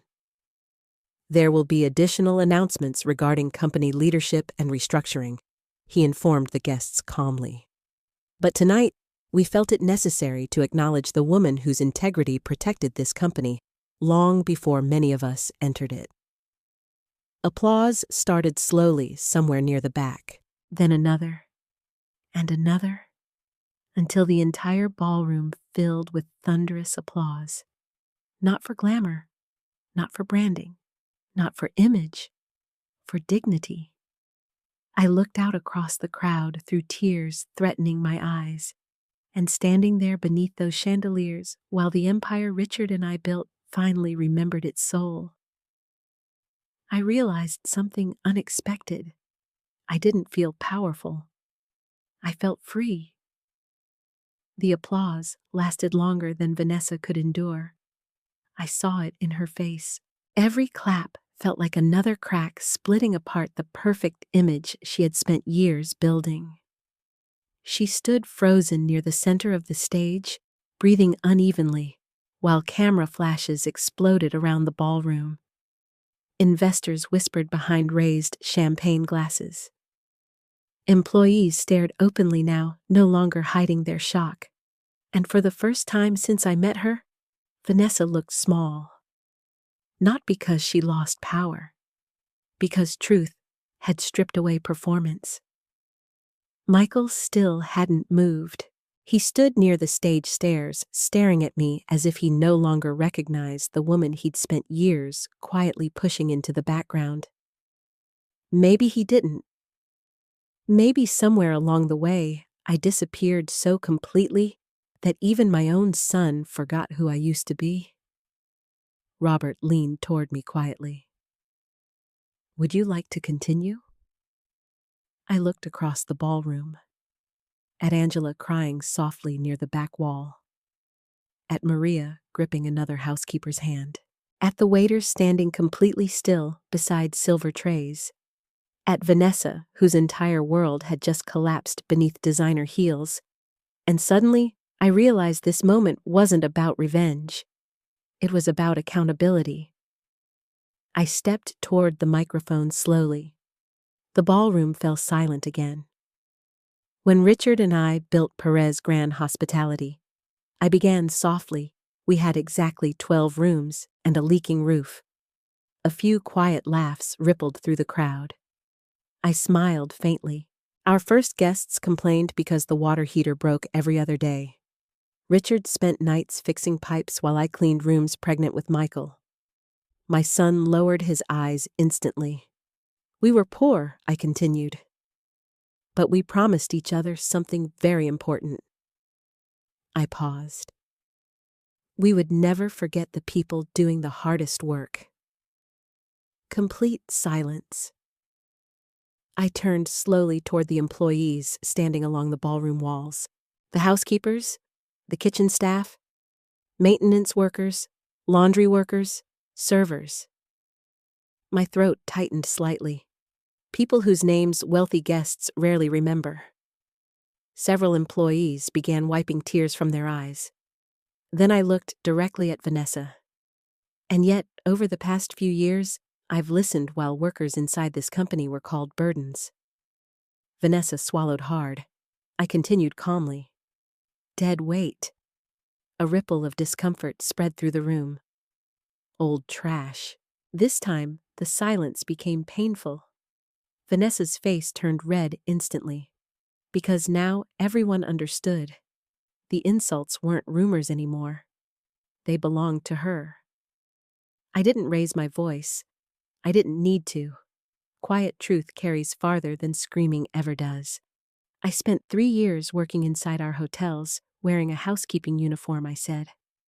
Not because I was ashamed of my name. I glanced around the ballroom carefully, but because I wanted to understand whether this company still remembered its soul. Across the room, Angela covered her mouth while crying openly now. I pointed gently toward the staff gathered along the walls. These people carried this company through holidays, snowstorms, pandemics, and personal tragedies. Then I looked back at Vanessa, and some of them were rewarded with humiliation. Vanessa finally stepped forward sharply. "That's not fair," she snapped. The sudden sound of her voice startled the ballroom. She looked around desperately. "You're making me sound cruel." I held her gaze steadily. "You called human beings dead weight." Vanessa's breathing quickened. "I was talking about business efficiency." "No," I replied softly. "You were talking about people." A low murmur spread through the crowd. Vanessa turned toward Michael immediately. "Say something." My son looked shattered. His mouth opened slightly, then closed again. Because what defense existed anymore? The truth stood in front of everyone. Vanessa looked back at me with growing desperation. "You worked in housekeeping behind my back for years. I worked beside employees you refused to see. That's manipulation." The accusation echoed loudly. For the first time all night, anger flickered through me. Not because she attacked me, because even now, after everything, she still couldn't admit wrongdoing. She still viewed herself as the victim. I stepped closer, calmly. "No, Vanessa," I said quietly. "Manipulation is pretending compassion weakens a company while secretly using company funds to finance luxury dinners and personal branding." Her face drained completely. Michael's head snapped upward instantly. What the ballroom erupted into whispers again. Vanessa turned toward him sharply. "Michael, don't listen to this right now." But Marcus Hill was already walking toward the stage, carrying a thin folder. He handed it directly to Robert. Robert opened the documents calmly. Then he looked towards the ballroom. "Internal audits are currently under review regarding executive spending practices." Vanessa's voice rose immediately. "You audited me." The panic in her tone told everyone enough already. Michael stared at her in disbelief. "Vanessa, what is he talking about?" She grabbed his arm tightly. "This is exactly why your mother did this publicly. She wants to humiliate me." Humiliate. Interesting word. I remembered standing in that laundry room while she mocked my shoes. I remembered her telling me to use service elevators because guests complained. I remembered her calling me trash in front of employees, but somehow in her mind, only her humiliation mattered. Michael slowly pulled his arm free. "Did you misuse company money?" Vanessa's eyes flashed angrily. "Oh, please. Everyone spends company money." Marcus spoke firmly from the side of the stage. "Not everyone bills luxury jewelry through hospitality accounts." The ballroom practically exploded with whispers again. Vanessa looked cornered now, dangerously cornered, and cornered people often reveal their truest selves. Suddenly, she pointed directly at me. "This is because she never accepted me." The room went still again. Vanessa's voice cracked with emotion now. She looked down on me from the beginning because I wasn't rich enough for this family. That one surprised me, not because it was true, because she truly believed it. I stared at her sadly. "Vanessa?" "No," she shouted suddenly. "You always judged me." My chest ached unexpectedly, because beneath all the arrogance and cruelty, I suddenly saw the frightened poor girl she used to be. The girl hiding thrift store shoes in school lockers. The girl terrified of feeling worthless again. But pain doesn't excuse cruelty. I spoke gently anyway. "I never cared where you came from." Vanessa laughed bitterly through tears. "That's easy for billionaires to say?" The ballroom fell silent again. I looked at her for several long seconds. Then quietly, I answered Richard, and I once shared one hamburger for dinner, because we couldn't afford two. Vanessa froze. "So no," I continued softly. "I never judged poverty." My voice hardened slightly then. "I judged the way you treated people once you escaped it. That hit harder than anything else I said all night. Because deep down, Vanessa knew it was true. The silence afterward felt enormous. Finally, Angela stepped forward unexpectedly from the back of the ballroom. Her hands trembled slightly. "Mrs. Perez." I looked toward her gently. Angela swallowed hard before speaking louder. "When my husband's treatments stopped being covered last year, someone anonymously paid the balance." Vanessa looked confused. Angela's eyes filled with tears. "It was you." More employees began murmuring emotionally around the room. Maria spoke next. "She helped my grandson get surgery." Another voice. "She paid for my daughter's textbooks." And another, "And never told anyone." I closed my eyes briefly. I never wanted recognition for those things. Richard and I simply believed if you had enough to help, you helped. That was all. but standing there beneath those chandeliers while employees defended me one by one, I finally understood something important. Real leadership isn't built through fear. It's built through the lives you quietly protect when nobody's watching. The ballroom never fully recovered after that. Even after the music resumed and waiters awkwardly continued serving champagne, the atmosphere had changed permanently.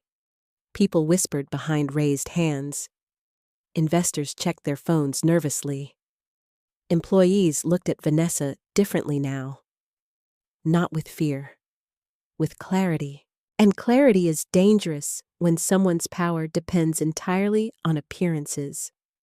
I left the gala shortly before midnight, not because I was overwhelmed, because I was exhausted. There's a particular kind of exhaustion that comes from finally carrying truth in public after years of silence. By the time I reached my car, snow covered the windshield in soft white layers.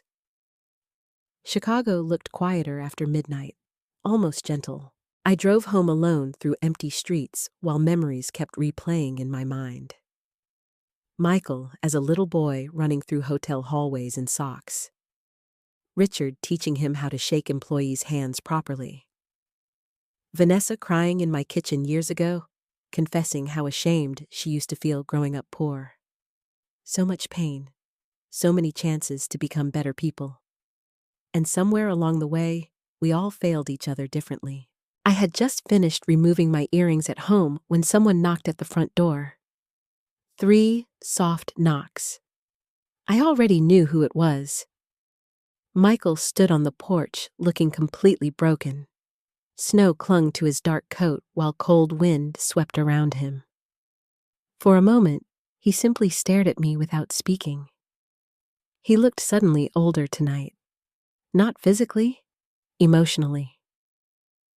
I stepped aside quietly. "Come in." He entered slowly, glancing around the small house as though seeing it clearly for the first time in years. The old sofa, the faded curtains, the framed photographs on the walls. Pieces of the life he'd spent so much energy distancing himself from. I moved toward the kitchen automatically. "You still take your tea with too much sugar." A faint, painful smile touched his face. "Yeah." Neither of us spoke while the kettle heated. The silence between mothers and sons is different from other silences. It carries history. Eventually, I placed a steaming mug in front of him at the kitchen table and sat across from him quietly. Michael wrapped both hands around the cup but didn't drink. Finally, he whispered, "Why didn't you tell me?" There it was. Not anger, not outrage. Hurt. I looked down at my own tea carefully before answering. "Because I wanted you to become your own man." Michael laughed bitterly. That worked out well. His voice cracked slightly on the last word. My chest tightened painfully. "You were always capable, Michael." "No." He shook his head slowly. "Dad was capable. You were capable." I frowned softly. "You built this company beside him, and so could you have." Michael stared at the table for several seconds. Then finally, he said the thing I think he'd been avoiding for years. "I knew Vanessa could be harsh." Could be harsh. Such careful language for cruelty, but I didn't realize. His voice faltered. I didn't realize how bad it became. I studied my son quietly. "Yes, you did. That landed hard." Michael looked up sharply. "You saw her humiliate employees." Silence. "You saw her insult me." More silence. "You saw her treat kindness like weakness." Tears filled his eyes instantly, and suddenly he looked young again. Not the executive, not the husband. Just my little boy carrying guilt too heavy for him. "I kept thinking things would calm down," he whispered. I closed my eyes briefly. That was Michael's greatest flaw. He believed avoiding conflict prevented damage, but sometimes avoiding conflict becomes the damage. She controlled everything, he admitted quietly. Every conversation turned into a fight. My heart ached hearing that. Not because it excused him, because I recognized exhaustion in his voice. Vanessa didn't just dominate boardrooms, she dominated emotional space. Michael rubbed both hands over his face tiredly. When Dad died, he swallowed hard. Everything changed. I waited silently. You disappeared. That one hit me harder than I expected. Michael looked around the kitchen slowly. You stopped coming to meetings, stopped calling investors, stopped showing up. I was grieving. I was too. The honesty in that sentence nearly shattered me. Because he was right.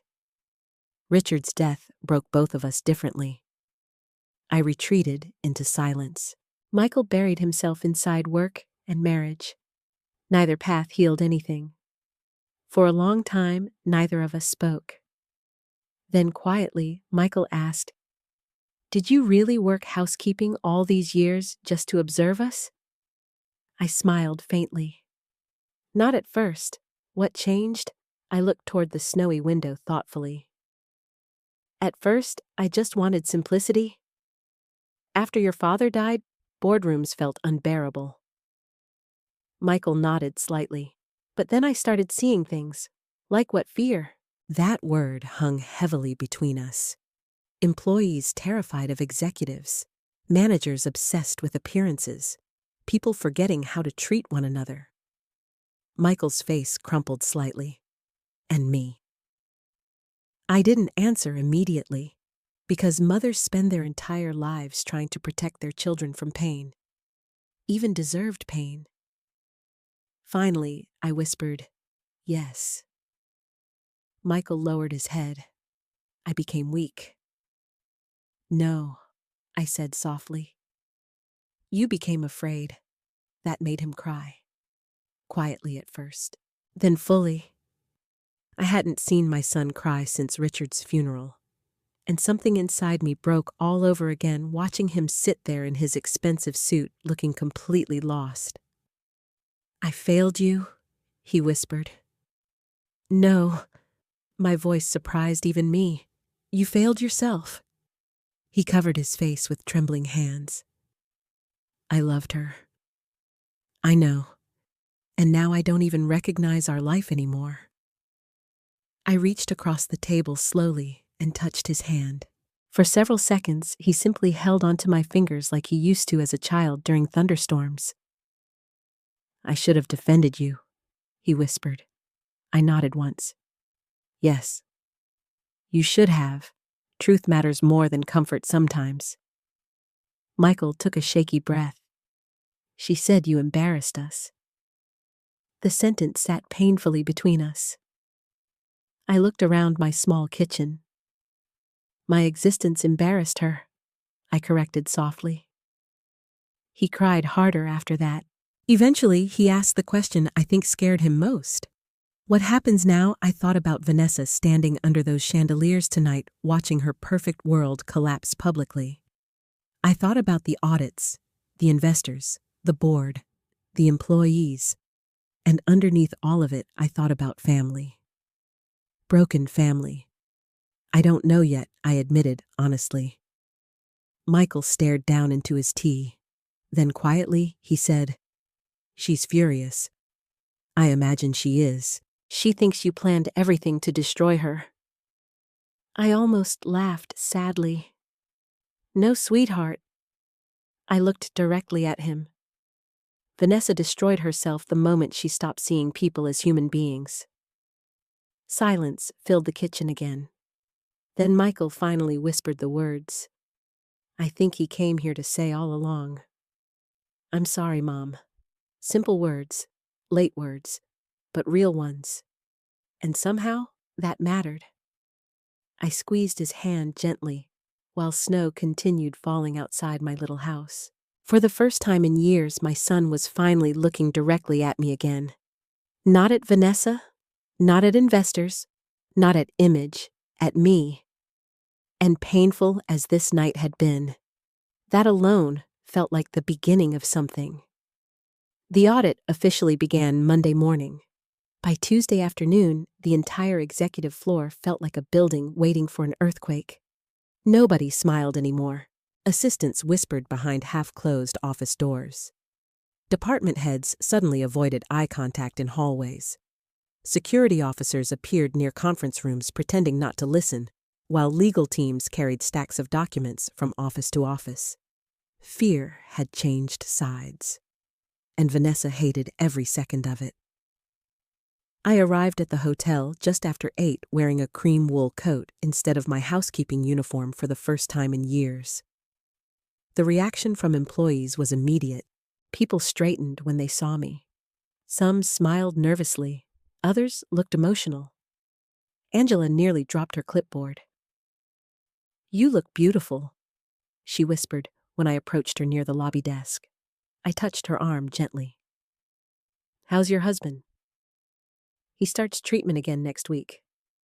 Tears filled her eyes instantly, because of the insurance decision. I nodded slowly. The layoffs had already been frozen Friday night after the gala. One of my first actions? No announcement yet, but employees were beginning to hear rumors. Good rumors this time. As I stepped into the executive elevator, I caught my reflection briefly in the mirrored wall. For years I had hidden myself deliberately. Now the building itself felt different around me. Not because I changed, because truth had changed what people were allowed to see.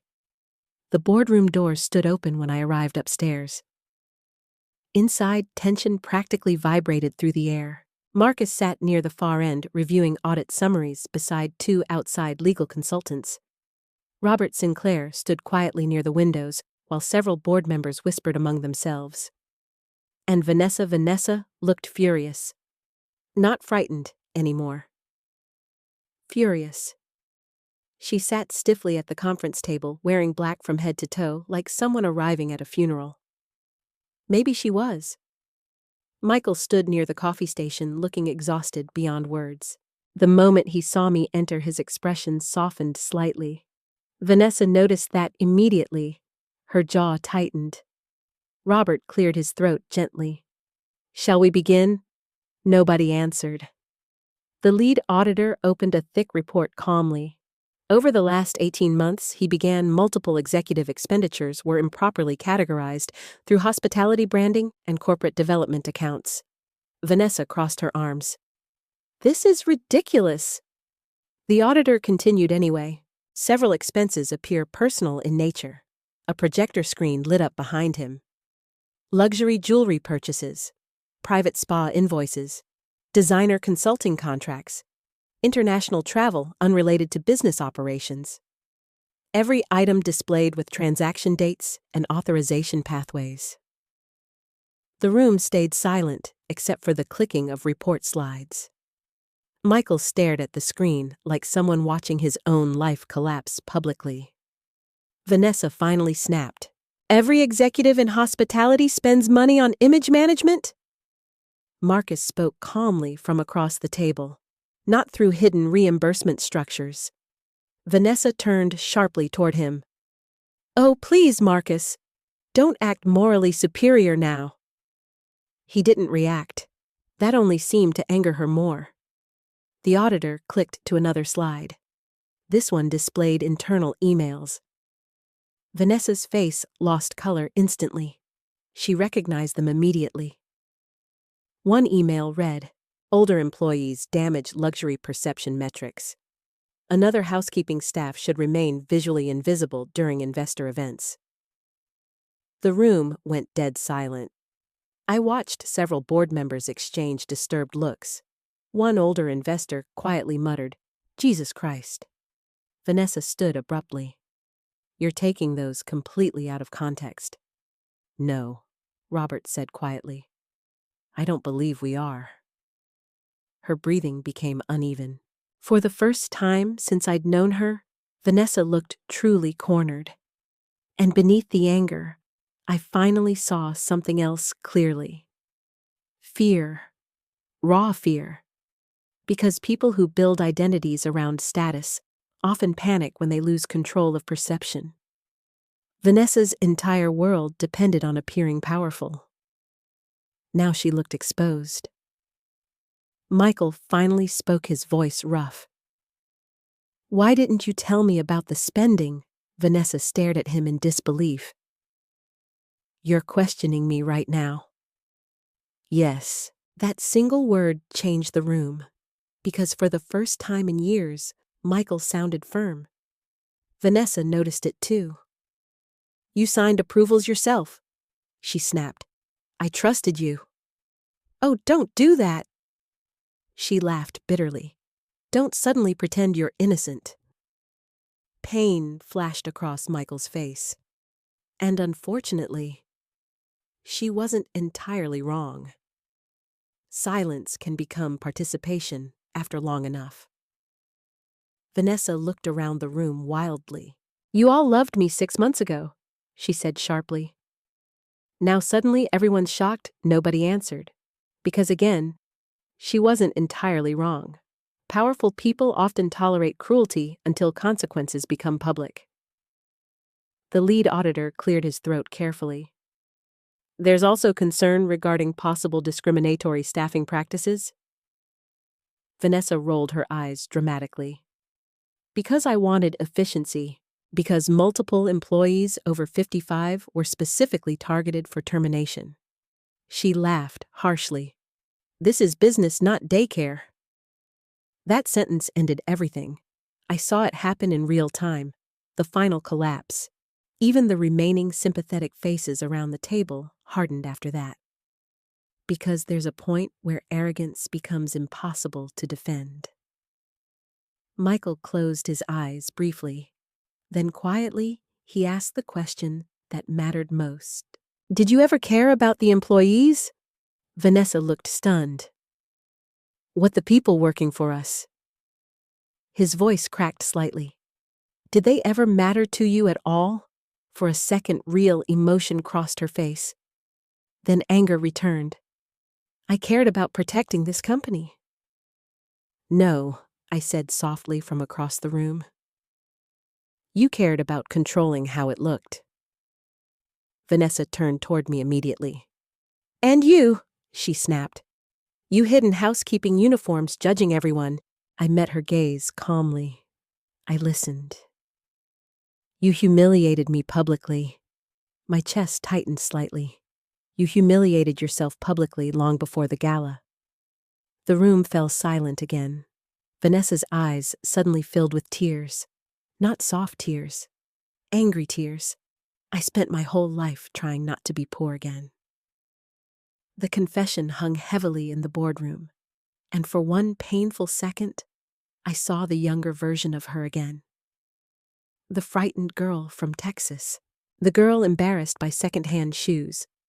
The girl desperate to never feel powerless again. But somewhere along the way, Vanessa confused dignity with superiority. And that confusion destroyed everything. Michael looked at her sadly. "You became cruel." She laughed bitterly through tears. "You became weak." That hit him hard. Vanessa stood completely still afterward, breathing shakily. Then quietly, she asked the question she probably feared most.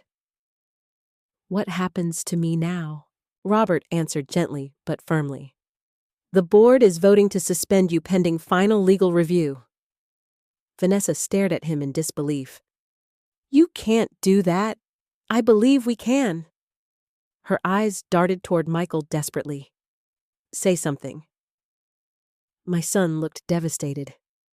But this time, he didn't stay silent. "I can't protect you from this anymore." The words shattered her. Completely. Vanessa stepped backward slowly like someone physically struck. Then, without another word, she grabbed her purse and walked out of the boardroom. Nobody stopped her.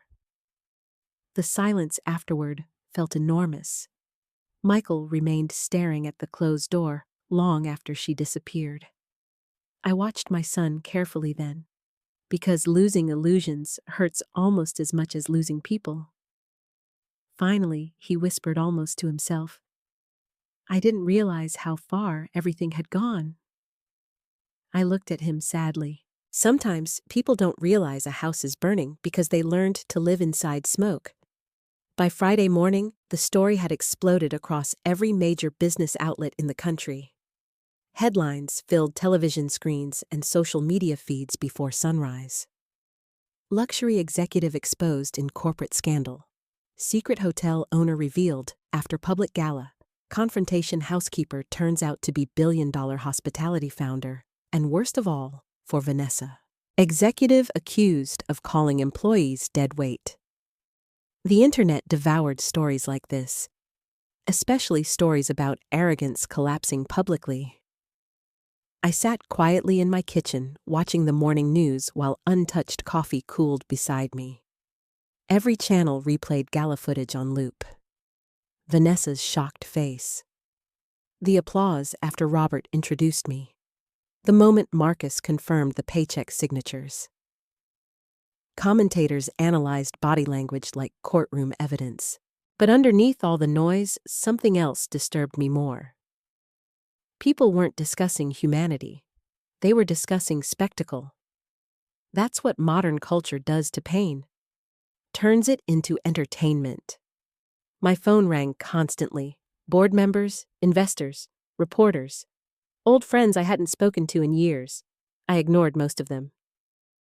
Then Margaret called. She went public, she said immediately. I closed my eyes briefly. Of course she did. What did she say? She gave an interview early this morning. Margaret hesitated. She claims you orchestrated a public humiliation campaign against her. I laughed softly, though nothing felt funny anymore. Anything else she implied the family manipulated her from the beginning? That part hurt unexpectedly. Not because it damaged me. Because deep down, I knew Vanessa truly believed it. Pain distorts memory sometimes, especially when accountability arrives. Margaret exhaled quietly. Robert wants to hold a formal press conference this afternoon. No. A pause. No, I'll do it myself. Silence filled the line for a moment. Then Margaret answered softly. Richard would be proud of you today. That nearly made me cry. The press conference was scheduled for 4 o'clock inside the main ballroom of the flagship hotel. The same ballroom where everything collapsed days earlier. By 3:30, reporters crowded the lobby entrance shoulder to shoulder. Flashing cameras reflected off marble floors while hotel security struggled to control the noise. Inside a private preparation room upstairs, Michael stood near the window staring silently at the Chicago skyline. He looked exhausted. He hadn't slept much all week. Neither had I. You don't have to do this alone, he said quietly when I entered. I smiled faintly. Neither do you. For several seconds, we simply stood there together in silence. Then Michael spoke again. Vanessa moved out last night. The sadness in his voice nearly broke me. Not because I missed Vanessa. Because I hated watching my son grieve the life he thought he had. Are you all right? I asked gently. He laughed once under his breath. No. Honest answer. Good. Healing starts there. Michael rubbed his forehead tiredly. She said I betrayed her. I looked at him carefully. What do you think he swallowed hard? I think I betrayed everyone. That answer carried more maturity than anything I'd heard from him in years. Before I could respond, a staff member knocked softly. Mrs. Perez, they're ready. The ballroom downstairs fell almost completely silent when I walked onto the stage. Hundreds of reporters stared back at me beneath bright television lights. Cameras clicked endlessly. Questions already waited in their eyes. I stepped behind the podium slowly, while Michael remained several feet behind me off stage. For a moment, I simply looked out across the room. Then I spoke. My name is Penelope Perez. My voice echoed softly through the ballroom. For many years, I stayed away from public attention after my husband passed away. The room remained perfectly still. Richard Perez believed businesses should take care of people before profits. I paused. And somewhere along the way, our company lost sight of that. Reporters scribbled quickly. Camera lights flickered. One journalist raised a hand immediately. "Mrs. Perez, did you intentionally conceal your ownership from your daughter-in-law?" "I concealed my ownership from almost everyone." Why I thought about that carefully. Because grief changes people. The ballroom quieted further. For a long time after my husband died, I stopped recognizing myself. Working quietly inside our hotels reminded me who we built this company for. Another reporter spoke. "Is it true you worked housekeeping for years?" "Yes." Murmurs spread instantly. "Why would a majority owner clean hotel rooms?" I smiled sadly. "Because there's dignity in honest work." Complete silence followed that answer. One older reporter lowered his notebook slowly. I continued before more questions interrupted. "The employees of Perez Grand Hospitality are not invisible. They are not disposable. And they are certainly not burdens." A few staff members standing along the ballroom walls began crying quietly. I noticed Angela among them. Another reporter stood. "What is your response to Vanessa Carter Perez claiming she was publicly humiliated?" That question hung heavily in the room. I could have destroyed Vanessa right there. Listed every expense, every insult, every act of cruelty. Instead, I took a slow breath. I believe pain often turns people into versions of themselves they no longer recognize. The room stayed silent. I don't hate Vanessa. That visibly surprised people. She grew up afraid of being powerless, I continued softly. Unfortunately, some people respond to fear by trying to control others. A younger journalist frowned. "So you forgive her?" Forgiveness, such a complicated word. I believe accountability and compassion can exist together. That answer felt closest to truth. Then something unexpected happened. Michael suddenly stepped forward beside me. The ballroom erupted into whispers immediately. My son looked terrified, but determined. He faced the cameras slowly. My mother deserved better from me. Every reporter in the room went silent. Michael swallowed hard before continuing. "I saw behavior I should have challenged years ago. And I stayed quiet because I was afraid of conflict." His voice cracked slightly. That silence hurt employees. It hurt my family. And it hurt my mother most of all. My eyes filled instantly. Because this wasn't polished, wasn't rehearsed. This was real. Michael turned toward me briefly. "I'm deeply sorry." The ballroom became completely still. Somewhere near the back, I heard someone quietly crying. One reporter finally asked softly, "Mrs. Perez, after everything that happened, what matters most to you now?" I looked around the ballroom carefully. At the reporters, the employees, the cameras, the company Richard and I built from nothing. And finally, I answered with complete honesty. "I want people to remember that success means very little if you lose your humanity achieving it." Silence. Then applause began softly somewhere near the back. Not loud applause, not dramatic applause. Gentle applause, human applause. And standing there beside my son while cameras flashed beneath crystal chandeliers. For the first time in years, Perez Grand Hospitality finally felt like ours again. 3 weeks after the press conference, the penthouse no longer looked impressive. It looked lonely. The massive windows still overlooked the Chicago skyline. The marble floors still reflected city lights after dark. Expensive artwork still hung perfectly arranged across white walls. But luxury without warmth feels strangely empty.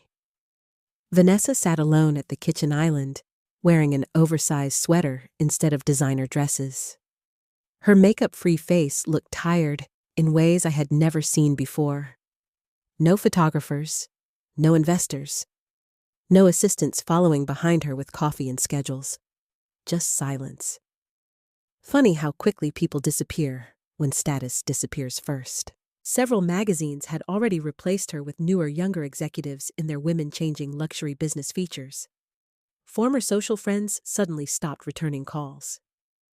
Invitations vanished almost overnight. Even the internet moved on. Scandals are temporary entertainment for most people, but consequences stay. Vanessa stared blankly at her untouched glass of wine, while rain streaked softly against the penthouse windows. Michael officially moved out 4 days earlier. Not dramatically, no screaming, no broken dishes, just exhaustion. He packed 2 suitcases quietly and left before sunrise. That kind of ending hurts more. The apartment intercom buzzed suddenly. Vanessa frowned. She wasn't expecting anyone anymore. Most people only visited when the penthouse represented something useful. She pressed the button irritably. Yes, it's Penelope. Silence. Long silence. Then finally, come up. When the elevator doors opened, I almost didn't recognize her. Vanessa had always moved through rooms like someone performing confidence. Even her posture used to demand attention. Now she looked smaller somehow. Human. She folded her arms tightly when she saw me step inside. I figured you came to finish humiliating me. I removed my gloves slowly. If I wanted humiliation, I would have spoken very differently at the press conference. Vanessa laughed bitterly. That was mercy, yes. That answer unsettled her immediately. She looked away toward the city lights. The penthouse felt colder than usual. Not physically, emotionally. I glanced around the apartment quietly. Richard used to say homes absorb energy from the people inside them. This place absorbed tension, fear, performance. Vanessa crossed her arms tighter. Michael told me you stopped the layoffs. I did, and expanded healthcare coverage. Yes. Her jaw tightened slightly. That's not how business works anymore. I looked at her carefully. No, I said softly. That's exactly how good business works. She didn't answer. For several moments, rain tapped quietly against the windows while the city glowed beneath us. Then Vanessa suddenly spoke again. You know what the worst part is? I waited. I actually thought people respected me. There it was. The real wound. Not money. Not status. Validation. Vanessa walked toward the kitchen counter slowly. They all disappeared, she whispered. Every single person. I watched her carefully. When people love your image instead of your character, they leave the moment the image cracks. Vanessa laughed softly through tears. You sound like a therapist? No. I smiled sadly. Just old. That almost made her smile. Almost. She leaned against the counter, staring down into her wine glass. When I was 13, she said quietly, my electricity got shut off for 2 weeks. I stayed silent. My mother cried in the bathroom because she couldn't pay the bill. Her voice sounded distant now, like she was speaking from somewhere far away. I remember promising myself I'd never be powerless again. Pain moved quietly through the room. Not dramatic pain, the exhausted kind people carry for years without realizing it controls them. I understand that fear, I said gently. Vanessa looked up sharply. No, you don't. I do. She shook her head immediately. You had Richard. You had money. I stepped closer slowly. When Richard and I opened our first motel, we shared one winter coat because we couldn't afford 2. That made her pause. We cleaned rooms ourselves, I continued. Sometimes until 3 a.m. Vanessa stared at me. I know what fear feels like. Silence filled the room again. Then quietly she whispered, Then why did you hate me? That question hurt unexpectedly, because deep down, she truly believed it. I shook my head slowly. I never hated you. Yes, you did. No. My voice softened. I hated watching you become cruel. Her eyes filled instantly. You judged me. I grieved for you. That shattered something inside her. Vanessa looked away quickly, tears sliding down her face before she could stop them. You don't understand what it feels like being looked down on. I thought about the laundry room, the housekeeping cart, the service elevators, the word trash. Then I answered honestly, I do now. She closed her eyes. For several seconds, only rain filled the silence between us. Then Vanessa finally whispered the truth underneath everything else. I was jealous of you. I frowned slightly. Of me? You always seemed calm. Her voice cracked. Even when people ignored you? I understood then. Vanessa mistook peace for weakness because she never learned how to create peace inside herself. She spent her entire life performing worthiness instead. I spent years trying to become someone important, she admitted shakily. And somehow, you walked into rooms without trying at all. That nearly broke my heart. Because she still didn't fully understand. True dignity has nothing to do with wealth. It comes from how you treat people when they cannot benefit you. I sat down slowly across from her. Vanessa. She wiped tears angrily from her cheeks. I know I ruined everything. I considered that carefully. No, I said softly. Not everything. She laughed bitterly. Michael left. He needed space. He hates me. I thought about my son carefully. No, I answered honestly. Michael hates who he became beside you. That silence felt important, because it was true. Vanessa looked around the empty penthouse slowly. All of this feels pointless now. I followed her gaze across the luxury apartment, the chandeliers, the marble, the skyline, the expensive emptiness. Then quietly, I repeated something Richard once told me during our poorest years together. Power without kindness becomes loneliness. Vanessa stared at me silently, and for the first time since I'd known her, she wasn't defending herself anymore. She was listening. Really listening. I don't know how to start over, she whispered. I looked at the frightened woman sitting across from me. Not the executive, not the socialite, not the villain everyone online hated. Just a wounded human being who built her identity around escaping shame. And suddenly, I understood something painful. People who fear humiliation often become experts at humiliating others first. I stood slowly and picked up my coat. Before leaving, I walked toward her one final time. You start over? I said gently, by learning how to see people before you judge them. Tears rolled silently down her face. I touched her shoulder softly, not because she earned forgiveness completely, not yet, but because hatred destroys the person carrying it too. Then I walked out of the penthouse while rain continued falling across the Chicago skyline behind us. And for the first time in a very long while, Vanessa Carter Perez sat alone with nothing left to hide behind except the truth. Spring arrived quietly that year. Chicago finally thawed after months of snow and gray skies, and little by little the city softened again. Sidewalk cafes reopened. Trees along Michigan Avenue began turning green. People smiled more easily when sunlight returned. Healing felt a little like that too. Slow, uneven, but possible. 6 months after the gala, Perez grand hospitality looked different. Not glamorous different, human different. The first major policy change I approved expanded healthcare protections for long-term employees. Retirement support programs were strengthened. Staff appreciation bonuses returned for the first time in years. Most importantly, executives were now required to spend 1 week every year working directly beside operational staff. Housekeeping, laundry, kitchen service, front desk, no exceptions.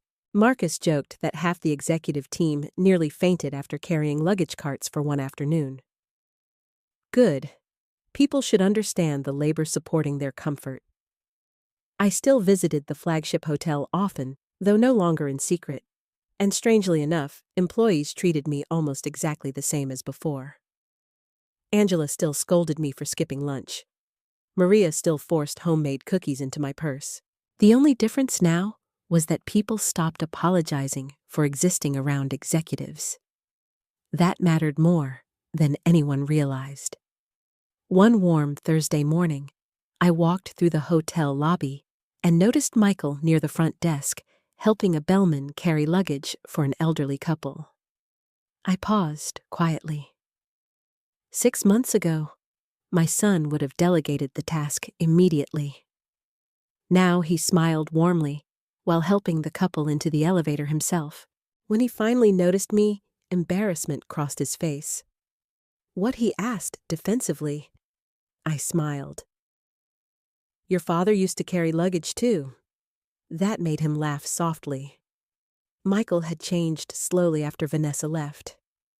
Not dramatically. Real growth rarely happens dramatically. He attended therapy, reduced his executive workload, started listening more during staff meetings instead of hiding behind silence. Sometimes grief matures people after it finally breaks them open. Other times, it hardens them permanently. I'm grateful my son chose the first path. Coffee later? He asked. I'd like that. As we spoke, I noticed several younger employees watching Michael with cautious respect instead of fear. That was new too. Respect earned honestly always feels quieter than authority demanded loudly. Later that afternoon, I drove across town to a small non-profit community center on the south side of Chicago. The building wasn't impressive. Peeling paint, old brick walls, tiny parking lot, but laughter drifted through open windows when I arrived. Inside, volunteers organized food boxes for low-income families, while children colored at folding tables nearby. And standing near the supply shelves wearing jeans and no makeup at all was Vanessa. For a moment, she didn't see me. She knelt beside a little girl helping tape a torn cardboard box carefully shut. The child hugged her suddenly, and Vanessa laughed softly in surprise. A real laugh, not polished, not rehearsed, human. Then she looked up and saw me. Shock crossed her face briefly before she stood. Penelope. Hello, Vanessa. She brushed hair behind her ear nervously. Gone were the designer dresses. Gone were the icy assistants and perfectly curated appearances. She looked tired still, but lighter somehow. One of the nonprofit coordinators approached, smiling warmly. Vanessa's been saving our budget, she told me proudly. She reorganized our donor systems. Vanessa looked embarrassed immediately.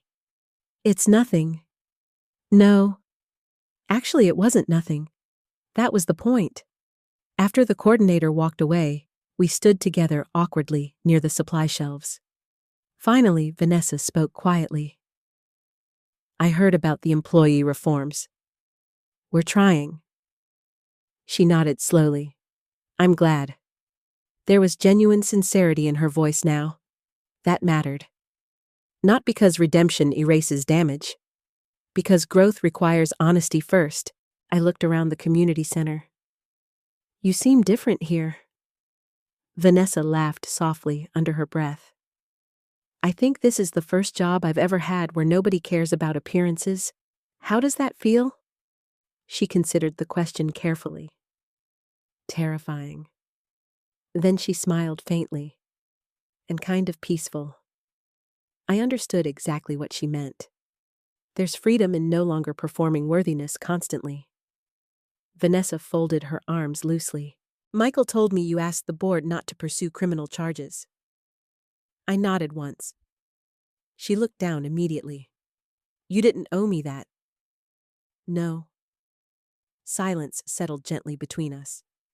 Then Vanessa quietly whispered the words I never truly expected to hear. I'm sorry. Not dramatic, not defensive, just honest. I was cruel to you, she continued softly, and to people who didn't deserve it. My chest tightened slightly. I spent so much time trying to feel powerful that I forgot how to be decent. The old Vanessa would have never admitted that. I looked at her carefully. I believe people can change, I said. She laughed sadly. Even after everything? Yes. Why I thought about Richard, about grief, about Michael crying at my kitchen table, about Angela's husband surviving treatment, about how easy it is for wounded people to wound others. Then I answered honestly, because if we stop believing people can change, bitterness becomes the only future left. Vanessa's eyes filled with tears instantly. This time, she didn't hide them. Outside the community center windows, late afternoon sunlight stretched warmly across the city. For the first time since all of this began, peace settled quietly inside me. Not perfect peace. Life never gives that. But enough. Before leaving, I turned toward Vanessa one last time. You know, I said gently, Richard used to believe the true measure of wealth had nothing to do with money. She wiped her eyes carefully. What did he think it was? I smiled softly. How many people feel safer after you walk into a room? Vanessa cried harder after that, and honestly, so did I. That evening, Michael joined me for dinner at my little brick house in the suburbs. Nothing fancy. Soup, bread, coffee afterward. At one point, he looked around the kitchen and smiled faintly. You know, he admitted I used to think success meant escaping places like this. I reached across the table and squeezed his hand gently. And now Michael looked around the small, warm kitchen quietly. Then he smiled. Now I think maybe this was the richest house I ever knew. Outside, spring rain tapped softly against the windows, while laughter drifted through the kitchen for the first time in years. And somewhere deep inside, I finally understood something Richard tried teaching us all along. Money can build hotels. But kindness is what makes people feel at home. Word count 1,170. Ket thuk fan moi lum. After everything that happened, I spent a long time thinking about how easily people judge one another based on appearances. A housekeeping uniform, an old car, a quiet woman standing in the corner of a room.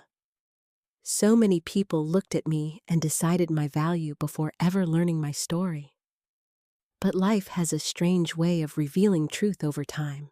The people who speak the loudest about power are often the most afraid of losing it. And the people who seem ordinary sometimes carry the greatest strength of all. What happened in my family taught me something I will never forget. Kindness is never weakness. Real strength is not about controlling people, humiliating them, or making others feel small so you can feel important. Real strength is choosing dignity even when you've been hurt. It's protecting people when nobody is watching. It's remembering the humanity of workers, strangers, and family members alike. I also learned that silence can wound people just as deeply as cruelty. My son loved me, but for too long he stayed quiet because he feared conflict. And fear, when left unchecked, can slowly destroy relationships without anyone noticing until it's too late. But healing is possible. Not perfect healing, not instant forgiveness. Real healing is slower than that. It begins when people finally tell the truth, accept responsibility, and decide to become better than they were yesterday.